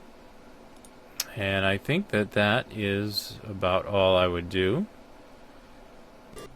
Alright, so here is the before and after, fully color corrected and adjusted. And I'll zoom in so you can see some detail around the eye. The eyebrows and the eye is enhanced and all that kind of stuff. So I hope that you'll try out this brush tool. It is great for doing all these local adjustments, and you can save all these great presets, and it can really add to your image editing. Now, if you like these tips, you can join my Lightroom class. I have a new class, and you can find that on morethanasnapshot.com. In this lesson, I'm going to show you how to make a black and white image from a color image. So to get started, first we might want to make a few adjustments to our exposure. So I might want to brighten up the whites a little bit and then bring down the blacks a little bit to expand the contrast range in this photo. And then I will come down to the panel that says HSL color in black and white, and I'll click on black and white. And you can see down at the bottom here there's an auto, and auto will automatically adjust all of the color levels until Lightroom thinks that this is the right way to make the black and white for this photo. And it very well may be. It does a pretty good job. The black and white looks okay. But what you can do with all of these colors is Lightroom will look at each color, and as you adjust it up or down, will add more or less of that color.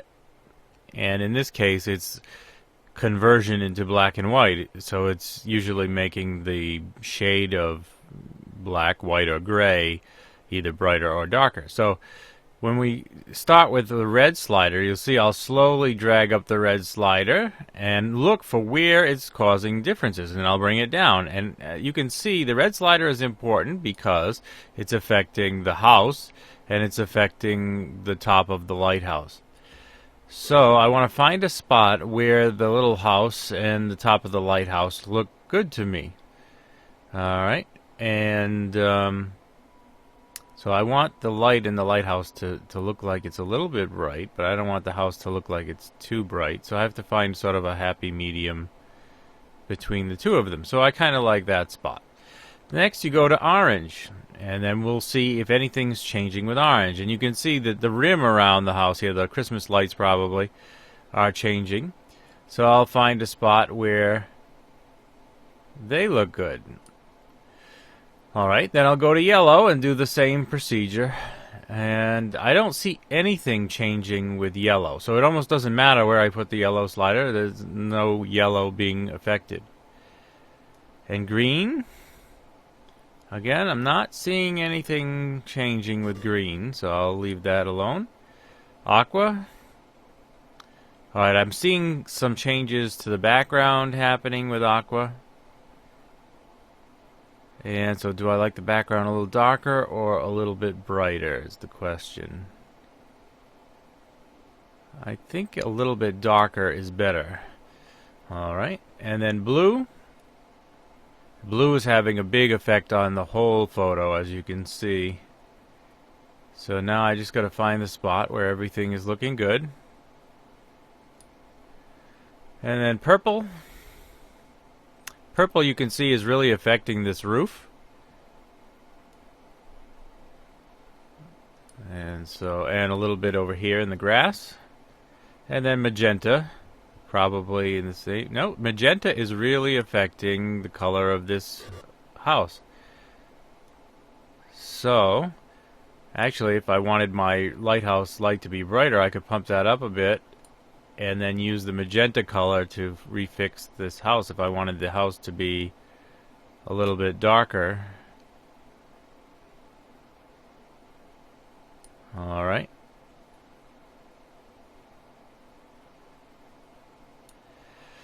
And once you're done with all of the sliders, hopefully your image looks better than it did before.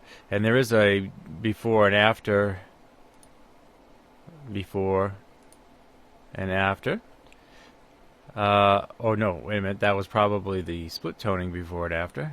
That's the before and the after.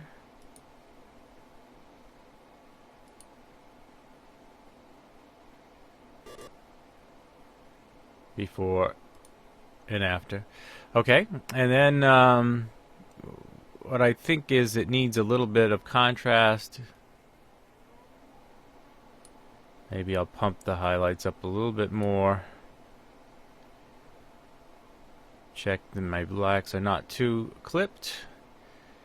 Alright, and then what you can do if you want to have more of a film look is down here at the bottom there are some grain sliders. So you can add grain to the photo like it was a film photo, a black and white film photo. And you might want to zoom in to see what kind of grain structure you're producing. And then I'll just pump up the grain a lot so you can see the effect that it's having.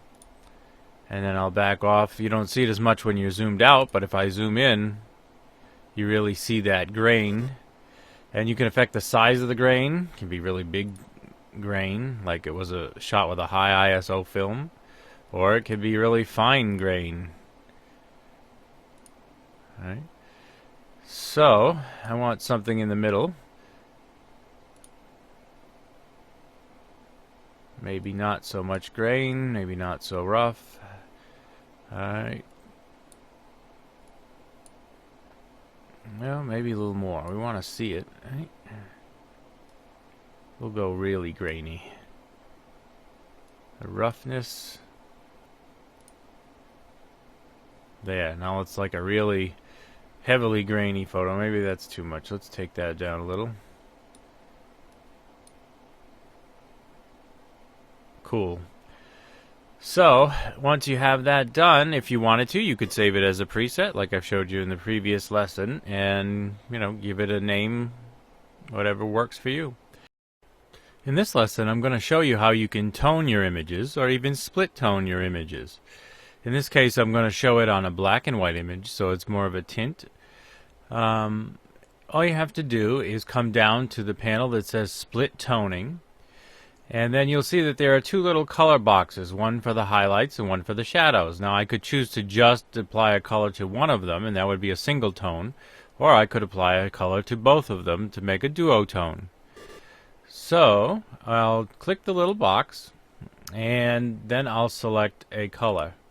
In this case, a light yellow color. If I want to make it a little more obvious, I could come up here and show you what it looks like. Maybe I'll make it a little bit darker than that. Alright, so you can see here that it has colored all of the highlights of the picture with this sort of yellow tone. Kind of gives it an older photo look to it. And I could stop there. That one monotone look looks good. And again, if I want to save it as a preset, I could just come over here and call it aged yellow, or whatever name you want to give it. and I'll put it under my tints photo, and then I just have to make sure that it's recording the split toning, because that was the panel that I was working in, and hit create. So that is saved. Now if I come over to the shadows, I could add a color for down at the bottom. This would make it a duotone. So for example, I could add some red. I could add some lighter red, or I could add some blue, some green. I find that lighter shades of these colors is going to work better. Some pinkish red over here.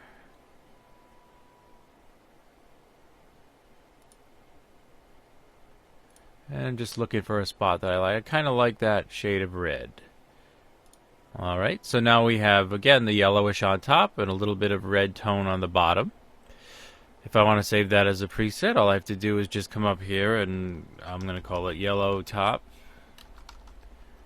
And I'll call it light red bottom. And create. And now I have a preset for that. And if I want to see the before and after, I have this little toggle switch here. That's the before when it's just a plain black and white. And here's the after the toning. So it's really easy to do, and it's fun, and you can make some creative effects. Plus, don't forget you have a hue and saturation slider after you've chosen the color. So, for example, I could totally change the tone that I have picked by moving the hue slider. And I can increase the saturation or decrease the saturation. And I can shift the balance from light to dark. And adjust the bottom color.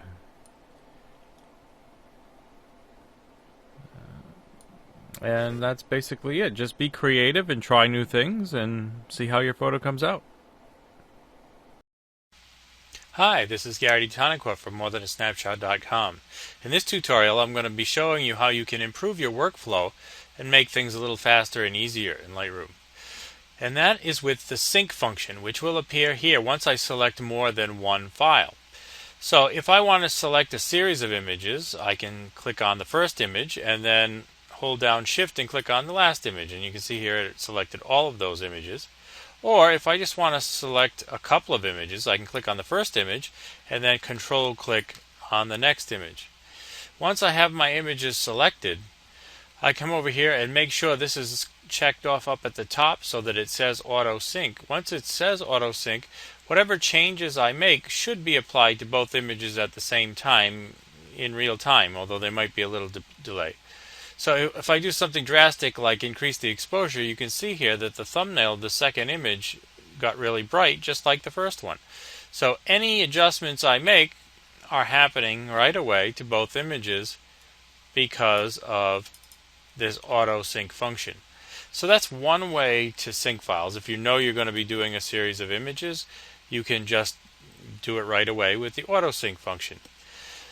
More times than not, I tend to use the second method because I can select exactly what I want after the fact. It gives me, I don't know, I guess I'm just not as prepared in the beginning. So here's how you can use the second method. If I select an image that has adjustments already made to it, and then I select another image, Control-click on the second image, and change it to the bottom little checkbox where now it just says Sync. Now it's going to take whatever information was on the first image I selected and apply it to whatever other images I selected after that. So when I click Sync, now here's where it gives me some options. These are all the things that could have been listed here that could have been adjusted. If I check all, you can see that all of these things are checked off. And if I just apply that, it'll apply everything to the image. So if I click Sync, you'll notice this thumbnail here just updated. And now this picture has been updated with all the information from this picture. And if I want to see the before and after, I can click on this. And this is the big adjustments that were made to this image. Alright, let's go back to that for a second. But let's say I want to use the information from this picture, but maybe not everything. So then I can select another image to apply it to, hit Sync, Now, if I don't want everything, I can select check none. Now, nothing is selected. Maybe the only adjustment that I want to have applied is we'll do something that you can see. Let's say the cropping. And if I hit sync, this image should be slightly cropped. And you can see here it's cut off some of the bottom, so that was probably cropped. Alright, I should have chose something that was more obvious, so let's try this again. Select both images and hit sync. Alright, I'll take off the crop. Let's check all again, and I'll check off some things maybe that I don't want. Okay, we already cropped, so I'll take off that. There's no spot to be removed in this one, so I'll uncheck spot removal. We do want lens correction, probably, and we didn't do any grain or post-cropping yet, so we could take that off. The process version and calibration. The process version has to do with what version of Lightroom you're using. The calibration has to do with what you have set for your camera, as far as how the camera is calibrated. Noise reduction, we'll leave that on. Any local brushes could be different because the clouds are not in the same places, so we don't want the local brushes to be applied. Split toning we can leave on because we added stuff to the highlights into the shadows. Color saturation, we can leave those on. Color treatment, again, we can leave those on because it's a similar type of image. Sharpening, clarity, tone, all the exposure adjustments and white balance, all that should be okay to apply this. So I'll hit sync and check out the results. Click on another image and then click on that image. And this is how the image is now. And we'll see the before and after. Alright. So this image came a long way also. And that's how you can use the sync function to quickly adjust a bunch of images. If you had shot, for example, 500 pictures all in the same room, you could sync them and be done your editing in no time. So give that a try and see if syncing helps improve your workflow. Hi, this is Gary D. Tonnencourt from morethanasnapshot.com. In this tutorial, we're going to look at some basic skin retouching that you can do in Lightroom. Really, you would want to take your time and do things properly, probably in a program like Photoshop, but you can get some pretty good, quick and dirty sort of retouching done in Lightroom. So here I have a basic portrait with a model that has some issues with the skin. So we'll zoom in, and one of the first things we'll do is obvious. We'll use the spot removal tool and get rid of some of the obvious spots. And so I would just click around and take my time to try to get rid of the most obvious spots that are going to cause problems in my photo. Basically, you just need to have your circle a little bit larger than the spot you're trying to remove, and you click and it will find some pixels to replace it with. If you don't like the shading of the pixels that it's picking, you can always click on this circle and move it till you find a spot that works better. Usually you want to try to leave the natural spots and try to get rid of blemishes and things like that. So I would move around by holding down the space bar. That converts my spot removal tool to the hand tool so that I can click around and find these spots to be removed. And I'm going to stop this right now. You don't have to watch me get rid of all these spots, and then I'll come right back once I have this done. Alright, so I've taken care of most of the major spots, and now we're ready to move on. The next thing you could do to smooth out the skin is to use the brush tool and use clarity. So first I'm going to double click on the word effect. I want to make sure that all my brushes are set to 0 so that I know I'm starting with a brush that's just going to do one thing. In this case, I'm going to adjust the clarity. Now I'm going to go to the negative side because I want to try to soften the skin features, and you could take this up pretty high, but you really don't want to go over, let's say, 70. So I'm going to probably try almost around 57 or so. If you push it too far, it starts looking overly smooth. It looks a little more orange. So we're going to stick with something a little bit lower. And then I'm just going to carefully try to paint just on the skin surfaces that need to be smoothed.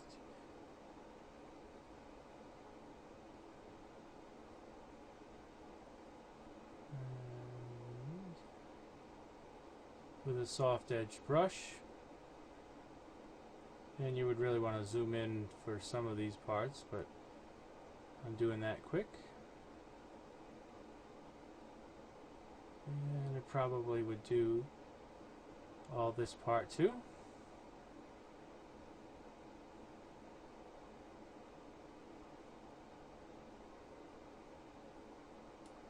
Alright, so I'll put that brush away and check it out. Alright, now you can see the before and after. It's much improved already. So, one of the things you'll notice though, it comes out a little more orange in color. So I'm going to come down to the saturation and find orange, and I'm going to take away just a little bit of orange saturation and maybe a little bit of luminance to darken it just a little bit. Alright, and we'll see, that's looking closer to the skin tone that I was looking for. I might mess around with it a little more to get it closer, but that's pretty good. The next thing we want to do is use the brush tool again. We're going to work around the eyes here. I'm going to pick the brush tool, I'm going to double click on the effect so that I can clear out all my settings again. And if you happen to have a little bit darker areas under the eye, you might want to put just a very small amount of exposure. So I'm going to put it up 0.08, that's a very small amount. And I might use a little extra reduction in clarity here. And take a smaller brush and just paint under the eyes to soften those wrinkles around the bottom of the eye. Maybe a little up here. Okay, same thing on this side. Brighten that edge up a little bit and soften those parts. Alright. The next thing, we might do a little work to the eyes themselves, and you'll hear people say that you can whiten the eyes, and you can, but you have to be very careful not to put too much. It looks really fake if you whiten the eyes too much. So in this case, I wanted just a small amount of brightening to the eyes. I'm going to get rid of the clarity, double click on the word clarity to make that 0. I want to leave this at just 0.08. We're going to make just a very subtle brightening of the white of the eyes here. Alright. And then we can possibly brighten a little bit on the inside part of the eye. So I'm going to get a new brush. And for this one, I'm going to make it double that. Well, we'll try 23. Make my brush a bit smaller. And just come in here just to lighten up that part of the eye a bit.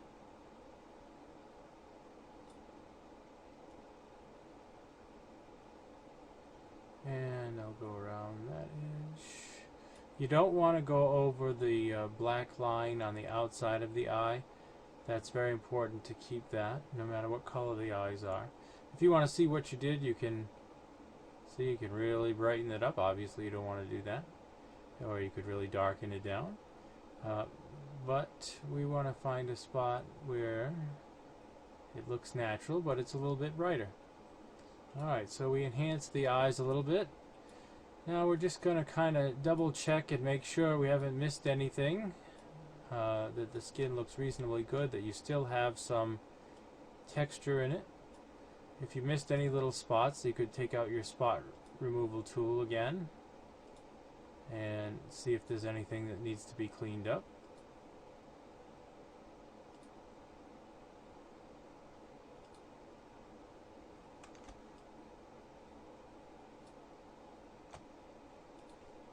Alright. And then we might try enhancing a little bit with dodging and burning.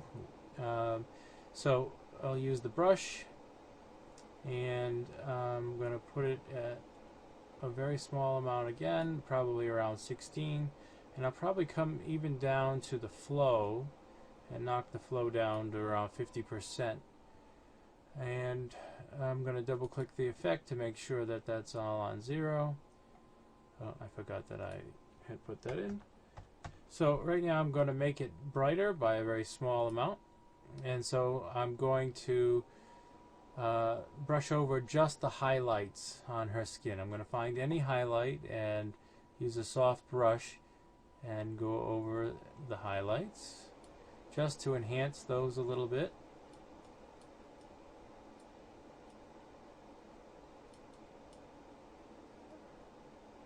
And hitting all the bright edges. Make my brush a little bit smaller here.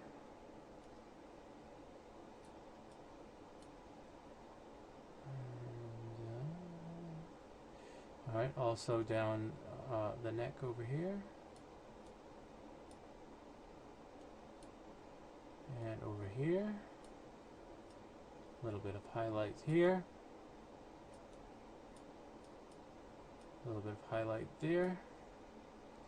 Alright, and now I'm going to repeat the same steps with a new brush, but I'm going to do it just a little bit darker. And I'm going to do the same thing, but I'm going to paint in the shadows. Make the shadows stand out a bit more.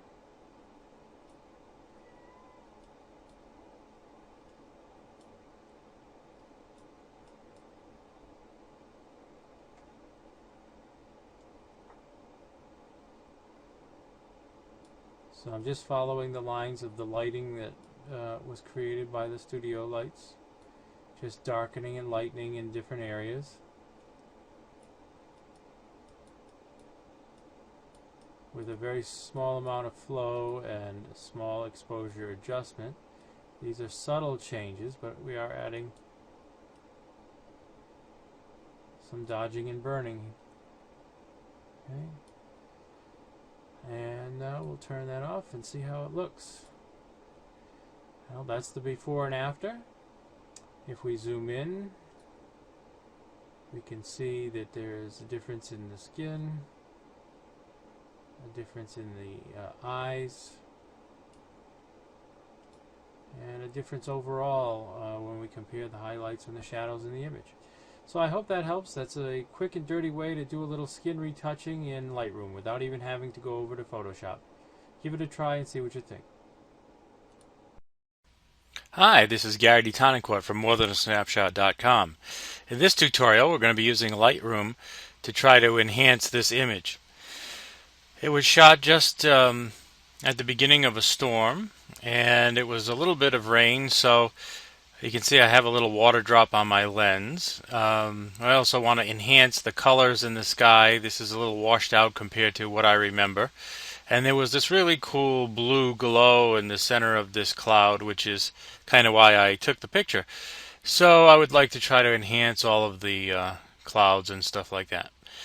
So I'll take you through some of the steps that I would do, and maybe you can learn something about processing in Lightroom. The first thing is we'll try to deal with this spot. So I'll zoom into 100% and look at it. In Lightroom, you have this spot removal tool, which now can do more than just spots. So I'll give that a try. It's not the greatest, but it may do it well enough. I really would probably take care of this in Photoshop with the cloning tool or something like that. But let's give it a shot. I could do this in a couple of different ways. One way is I could make the circle bigger than the entire problem area and click once, and it does cover it up pretty good. The only problem you sort of end up with is it's like gives you like a darker edge, a circle. Even if I adjust the settings on the clone tool here, you can see there's a feather and an opacity, and so if I feather it more, you can see that it's affecting how much of this circle is being covered, but it still is giving me this dark edge.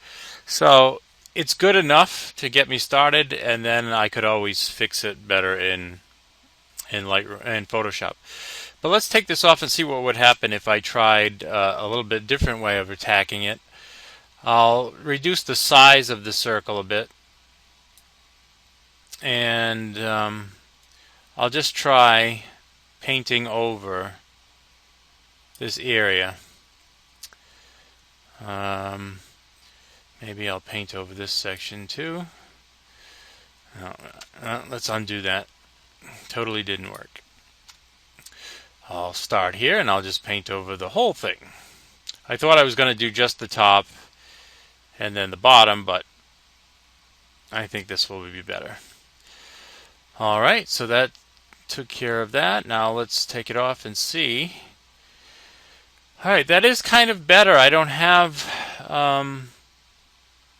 the darkness issue that I had, but I don't quite line up on the ground, and I do have still some brightness up here. So let's see if we can fix this. Let's see if I can add a little to this.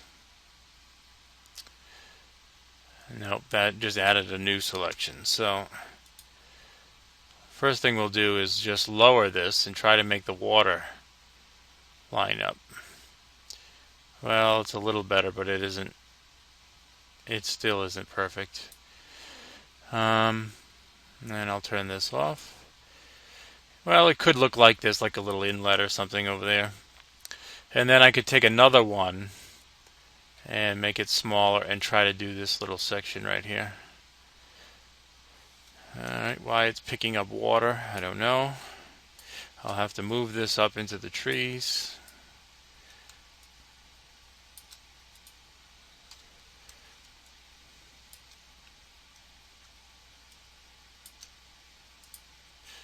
I'm using the space bar to get the hand tool so that I can move this around and try to find a decent spot to cover up that area. Let's see how that looks.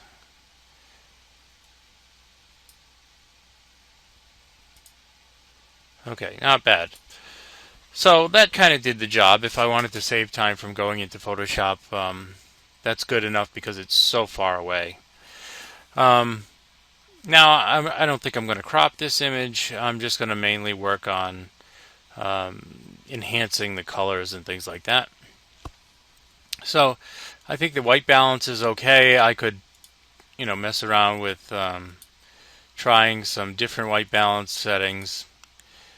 Cloudy works pretty good. Well, that's bringing out some yellow, so I like that shade. Tungsten, no, definitely not. Alright, so I'm going to put it to cloudy. It brought out a little bit of yellow here, and so that's pretty good.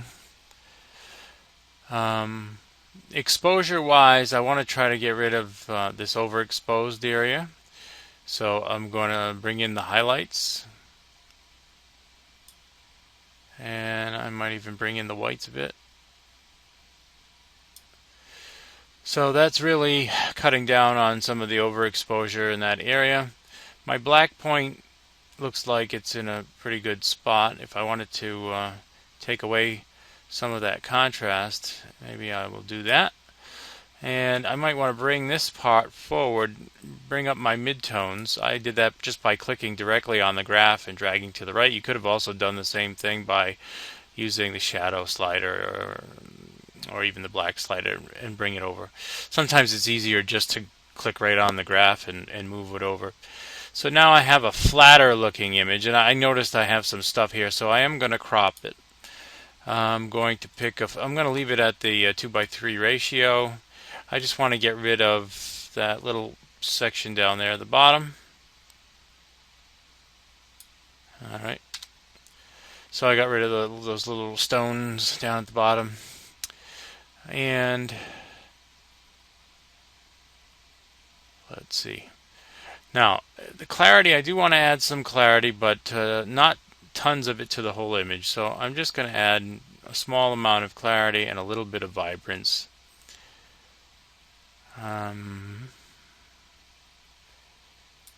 Yeah, maybe about that much vibrance. I'm not going to touch the saturation. I could experiment with a little bit of contrast. I think the image could use that, a little bit of contrast. I could also use the contrast slider.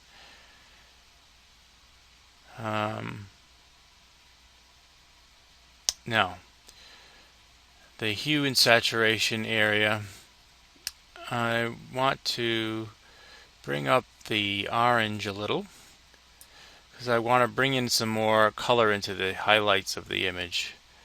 So I'm going to bring up orange a little bit, maybe a little bit of red, and I might want to enhance blue just a little bit. Alright, now in the split toning section I could affect just the highlights. If I want to add a little more red or orange to my highlights, I can click on this little box and then click over in the red section, and you can see here it's going to tint all of my highlights, so I have to be careful about what I choose. And then see how much I'm going to use it.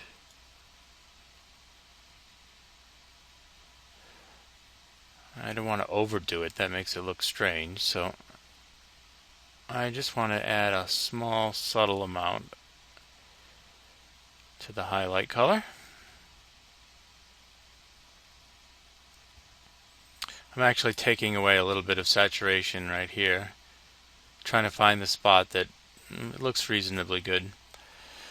And I'm not going to add a color to the shadows. I don't think. I could experiment with, the blue color. Oh, that's pretty cool though. It did add some more blue color up and around here. Let's go with that. And I'll take it down just a little bit. And now the sharpening, if I were to sharpen this image, I'd go 120 probably on this, but I'd go fairly high, maybe like 85 or so on the masking, because we don't want everything in the image to be sharpened. We just really want the edges to be sharpened. And noise reduction. This was shot at a fairly high ISO, 1250. So I am going to want to look and see how we're doing on noise. And there is a little bit of noise in this image, so you can see it here in the sky. So I'm going to slowly bring this up. And I might go maybe around the 35 for luminance. It's already around 25 for color. I might go a little bit higher. But I don't want to go too high because when you over smooth the image you start to lose detail. So I'm going to do just a little bit of noise reduction. And then for lens correction, there's a couple things we can do here. First of all, I can enable the profile. I was using a 24-105, so that you can see before and after did help with straightening out some of the problems with that lens. Now the one thing that you can see here that's interesting is because this is backlit, the sun is hitting the back of these trees, we're getting what we call chromatic aberration. So see this red line on across the top of the trees? That is chromatic aberration. If you ever see that sort of thing, there is a tool here that helps you to get rid of that. So if I go under color, this box, if I check it, says remove chromatic aberration. If I click it, you can see here that it took away all of that red. There still is a little bit of a line here, but it's not so brightly colored. It's not so obvious. And if I really wanted to spend some time, I could fine-tune each slider to see if I could get rid of any more of the color. That doesn't seem to be doing anything. All right.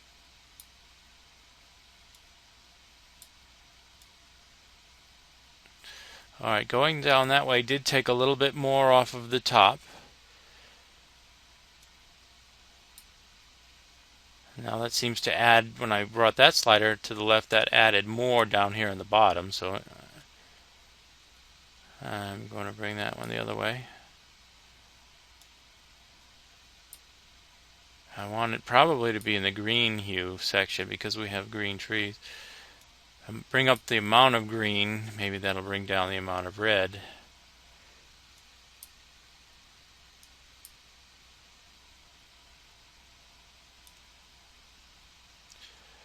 If I bring down the amount of green, it takes away all the color there. But it gives a weird edge because there is some lens flare here. So I'm probably better off finding a spot like that where I have that small line, but when it's at full view like this, you're not going to notice it. It's only when you're zoomed into 100% and pixel peeping and you'll notice that. Alright, so that mostly handled the chromatic aberration. I'm not going to add a vignette to this one. I'm not going to add grain. Now, the camera calibration, it's set for Adobe Standard. I could check out how it would look on the Canon Standard. And there is a little bit of a difference. It seems to have added a little bit of contrast. If I go back and you can see that's before, that's after. So I like the camera Standard a little bit better, but I'm also going to try landscape, camera landscape, because that usually tends to enhance the blues and the greens, and so I'm going to use the camera landscape setting. Now I've gone through all my sliders, my image is looking better, but I want to still enhance the sky some more, so I'm going to use some of the tools up here at the top. I'm going to use the graduated filter. I'm going to double click this to zero out all of the effects here. And what I want to do is really bring out the texture in the sky, so I'm going to add more clarity here than I did when I first adjusted the image. So the exposure in the sky is already looking pretty good, so I don't think I'm going to adjust that any further. I am going to see that it's before and that's after. It really brings out more detail in the clouds. So while I probably won't go to 100%, I'm going to bring this up quite a bit. Okay. And it's not adding that clarity down to the bottom of my image. Now, I will probably also want to do a little dodging and burning on the clouds, so I'll use the brush tool for that. Again, I'll zero it out, and I'll pump up the exposure just a little bit. I like to do this around 31 or so the effect you're adding is small. So what I do is I look for the highlights in the clouds, and I'll run the brush over those. So I'm brightening up the highlights on these little edges. Try to make it smaller.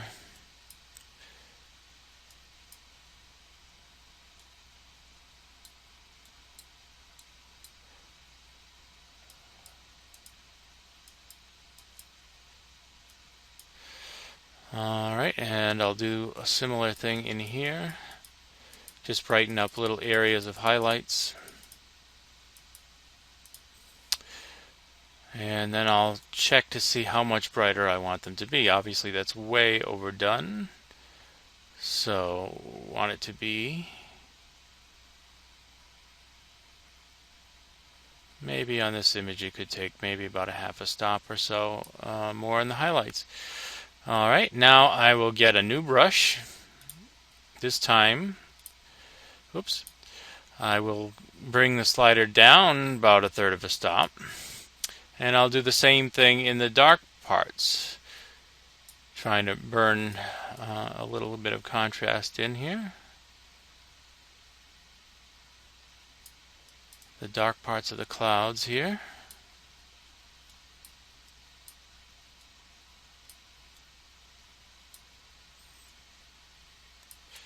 And these sort of tend to go this way, so I'll add some strokes going outward like that. I'll get this black section here, this dark section, the underside here. Alright, so I hit probably most of the darker sections there, and I could see if I want it darker or not. No, that's too obviously too much. And then back it off. Again, a little over 1/3 of a stop, or right around 1/3 of a stop is probably good. Alright, so I've enhanced my sky and all that stuff. I might check out what would happen if I were to brighten up the bottom part of the image a little bit. So I'll zero out my effect and I'll bring this up. Again, probably only 1/3 of a stop, which is about 30, a little more than 1/3 there. And then I'll drag up. And so this is trying to brighten the bottom of the image. I don't want to brighten it that much. In fact, I don't want to brighten it at all. Alright, so we're going to take that off. Alright, and maybe with all the coloration and everything, may have gone a little bit overboard with all the saturating of the colors. So what we can do is just go to the overall saturation, and I'll just bring it down just a touch. Maybe that looks a little more natural. And then I'll check the before and after. So you can see we came a long way, but basically still have the same concept in the image. Obviously, when I was there taking the picture, it was a lot more saturated. But this is the raw file, so there was no saturation or color correction or anything done with this image on the left. And so I have to use the software available to me to bring out the colors that I saw when I was there. The only thing maybe that's different here is this is looking a little more purple, then this is looking a little like it was more blue, but the blue is up here. So I kind of like the way it is. I think it looks good offset by the orange. I could go in there and tweak this color if I wanted to, but I think that I like it the way it is, and I'm going to go with it. So this is just some tips that you could use to enhance a typical landscape or sky photo, and give it a try and see if it helps yours. Hi everyone, this is Garrity Tonicourt from morethanasnapshot.com. In this little tutorial I'm going to show you what chromatic aberration is and how you can get rid of it. And I'm going to use Lightroom to get rid of it, but you could also use Photoshop, Adobe Camera Raw to do the same thing. So first of all, you will frequently find this type of thing, this chromatic aberration with wide-angle lenses, and every lens is of varying quality. Some lenses have more chromatic aberration and some have less. But you'll notice at the edges of these posts, it seems like there's a color fringe. And maybe even around these branches, you can see that there seems to be a little bit of a fringe. But to me, it's really obvious right along the bottom of this beam here. It's red in color, and there's some green fringe up at the top. So in Lightroom, if you come down to, well, first of all, you're going to be in the Develop module, and then just come down to the Lens Correction panel. Under Basic, there is a Remove Chromatic Aberration button. You could just check that, and most of the time that does very well. But you can click on the Color tab, and you got the same option. If I click Remove Chromatic Aberration, you can see that it is really lessened by quite a bit. And if you want to play around with it some more, there are some sliders. You can increase the amount of the reduction for the purple hue and the green hue. You can even adjust some of the color sliders and see if you can get rid of any more of the problem. In this case, it's done a pretty good job. There's maybe a slight amount of fringing there, but overall it's done a pretty good job of getting rid of it. So give that tool a try. It's called chromatic aberration and defringe. In this lesson, we're going to look at soft proofing, which is a technique you can use to see what your images are going to look like before you print them on a certain print media. Every different paper type that you can put in your printer may render your image differently from what you see on your screen. And soft proofing is there to help you to figure out if any adjustments need to be made. Now you can make this as simple or as complicated as you want. Simply put, if you do nothing and don't do any soft proofing, the software will sort of automatically adjust the colors to a color close that your printer can render. So if you don't do anything, your print may still look okay. But this is really for something that people who want to have a little more control over making the colors the way they want them may want to do soft proofing. And you can do this whether you're using your own printer, or you can even get the profiles to soft print from a lab's profiles. So to do this, the first thing we need to do is to look at this little toolbar down here at the bottom, and you should see soft proofing. And if you don't, there's a little arrow, and make sure there's a check mark next to soft proofing. And I believe that it's possible you don't even see this little bar, and I believe that the shortcut key T for that toolbar will toggle that bar on and off. So first you got to make sure you have that toolbar, then come over here and make sure you have soft proofing checked. And then if you click the button for soft proofing, now you'll see the background changes to white, like as if it was paper. And it's trying to show you what this would look like if it was printed on a certain kind of paper. But in order to know what kind of paper that is, you got to look over here to where it says profile, and right now the profile says sRGB, which is what my monitor uses. So actually right now I'm viewing the image as it would appear on my monitor. The other thing is, you can see here that I could click this to go back to my original photo, which this is basically like my original. And if you're going to make adjustments to the colors, you want to make a virtual copy. So I'm going to click Create Proof Copy in case I change something in this image. And now I'm ready to work on different paper types. So I want to click this little down arrow and choose, let's say, this Canon Bayarda type. It's a type of paper, and you can see the picture looks a little different. This is rendering how it would look if it was printed on that kind of paper, and it's simulating the paper and ink. Now, if we put the pointer up here, you see where the blue is. This is no longer a shadow clipping warning. This is warning that those tones may not print correctly. And if I put it over here, you can see on this paper that those tones may not print correctly.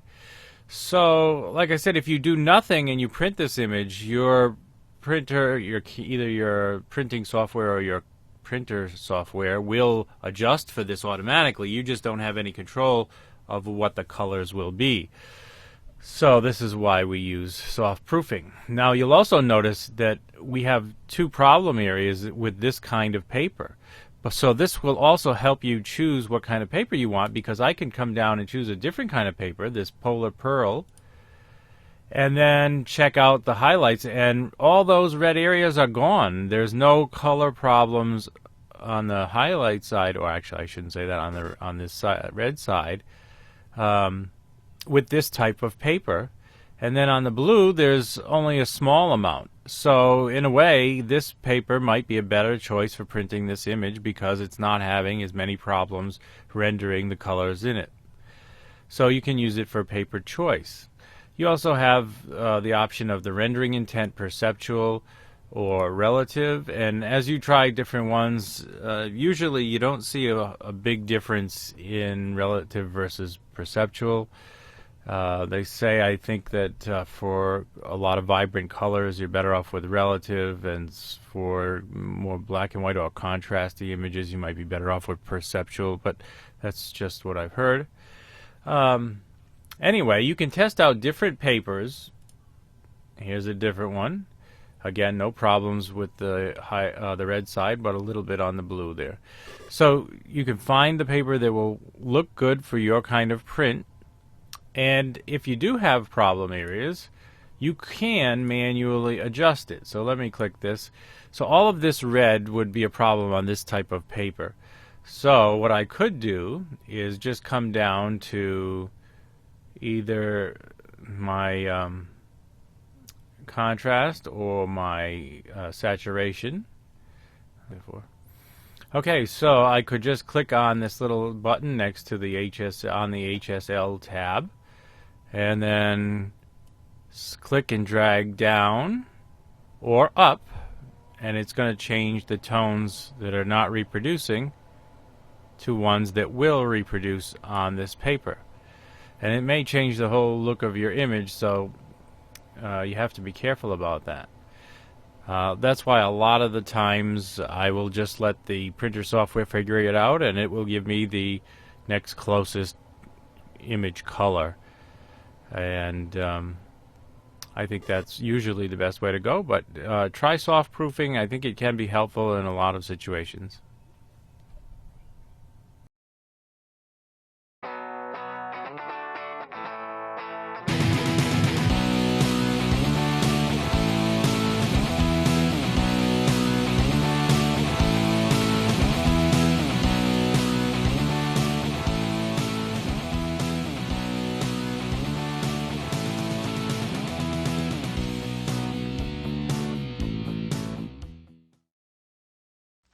Hi, this is Gary D. Tonicourt from morethanasnapshot.com. In this video, we're going to learn how to work with video files in Lightroom 5. So one of the first things you'll want to do is check out your video by scrubbing through it to see if there's anything you'd want to cut out. So here I have my daughter entering the frame, so in this case, if I just want it to be about the water, I will trim this video. So all you have to do is click this little wheel, and it brings up these little side panels, and you have to find the point where you want to trim the video, and then you just slide this end point to there, and then you can start over and see if you have the right amount of video.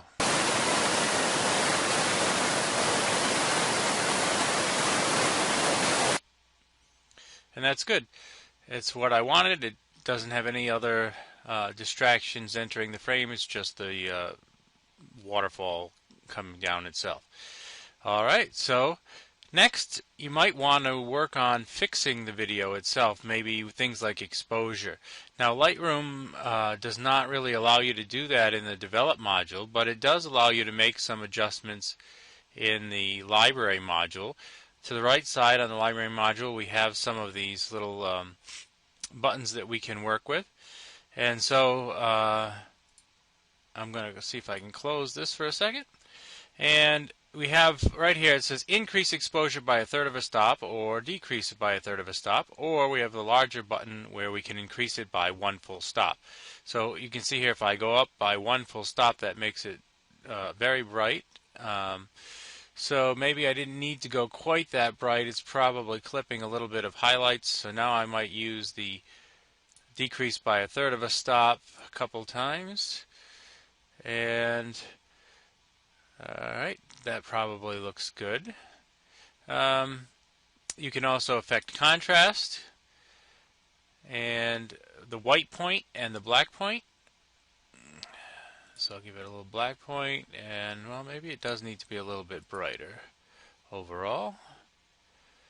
And you can affect the saturation, and it applies this throughout the whole video. So these are some very basic adjustments you can make here, and we can see.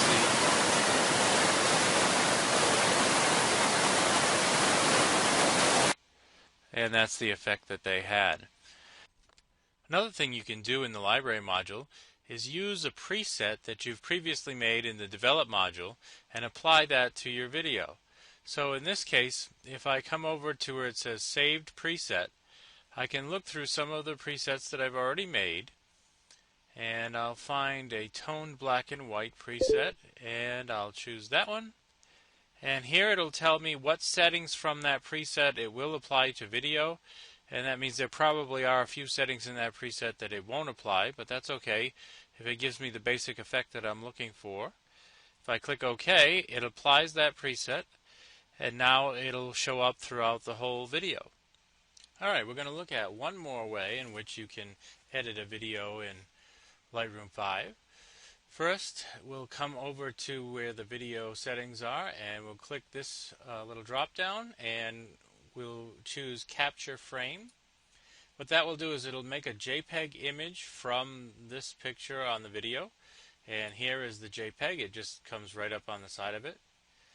Now we can go to the Develop module and edit this JPEG just like we would any other picture. So now we're in the Develop module. We can see our histogram, and we can see all of our tools are available. So one of the first things I would do is probably add a little bit of exposure to brighten that up, and maybe tweak the white balance a little bit. See what auto will do. Alright, and so that's looking a little bit better, and maybe give it a little bit of contrast. Okay, and maybe a little bit of clarity, just a little bit. Alright, so now that we've made some adjustments to our picture, there are two ways that we could apply it to our video. The first way is by using the sync function. So we got to make sure that we have first clicked on our JPEG, and then if you hold down Control or Option on the Mac, you can highlight the second video, the video clip, and we're telling it to sync the settings from the JPEG onto the video. And so if I hit sync, it'll show me which of the options that I've adjusted are available to put on the video and which ones are not available. Now we didn't use all the options anyway, so as long as we have the main exposure, contrast, all those kinds of things, that's what we mainly worked with. So if I hit sync, it should apply that to the video. So we'll give that a second. And I can see that it just updated on the thumbnail. The other way you could have done it is after making the adjustments to the JPEG, you could come over here to the presets and you could create a preset, call it whatever you want, and then when you're in the library module you could apply that preset to the video. And so that would be good anytime you want to use this effect more than once. Alright, so now let's click over to our video, and we'll see if there's a difference. Yes, we can see that it's much brighter and lighter, and it made a big difference. Once you've completed your video, you need to export it so you have a finished copy. So you go to File, Export, and you have to run through these settings to make sure that they're right for video. Choose a default folder later. I like to use that one because it's good for presets. I can choose whatever folder I want whenever I export my file. So that means I don't usually have to worry about the rest of this. If I want to rename the file, I can click this and give it a new name. In this case, it's going to be this file name, and I'm fine with that. I don't... well, actually, since we added a color tone to it, I think that... we'll give it a custom name, and we'll call it Cold Tone. So we'll give it a new name, and here under the video options, this is what's important. We want to include the video files. We want it to be the same format, which was H.264. I want the maximum quality. Here it will tell me what size the video will be and how many frames per second. If I needed to make a change, there are a few other options, but since that's the file type that the video already is, we might as well leave it in that file type. If I wanted it to have a lower quality to save a little space, here is where I could do that. And a lot of these other settings won't matter since it's a video, and I do want it to show me the result in Explorer when it's done. So after going through all those settings, if I think I could use those settings again, I could click Add and create a preset called Video, and that way I don't have to go through those steps again. It'll already be there, and you can see here I have a video preset already made. So then I click Export, and it's going to ask me where do you want to export that video. So I'm going to go to my computer into the videos folder, and I will create a new folder, and I'll call it Megan Cold Tone. And so my video will go into that folder, and I'll select it, and now you'll see Lightroom will export that video. It'll take a few minutes, so I'll come back. Alright, here we have the finished video, and if I play it in Windows Explorer, this is the result.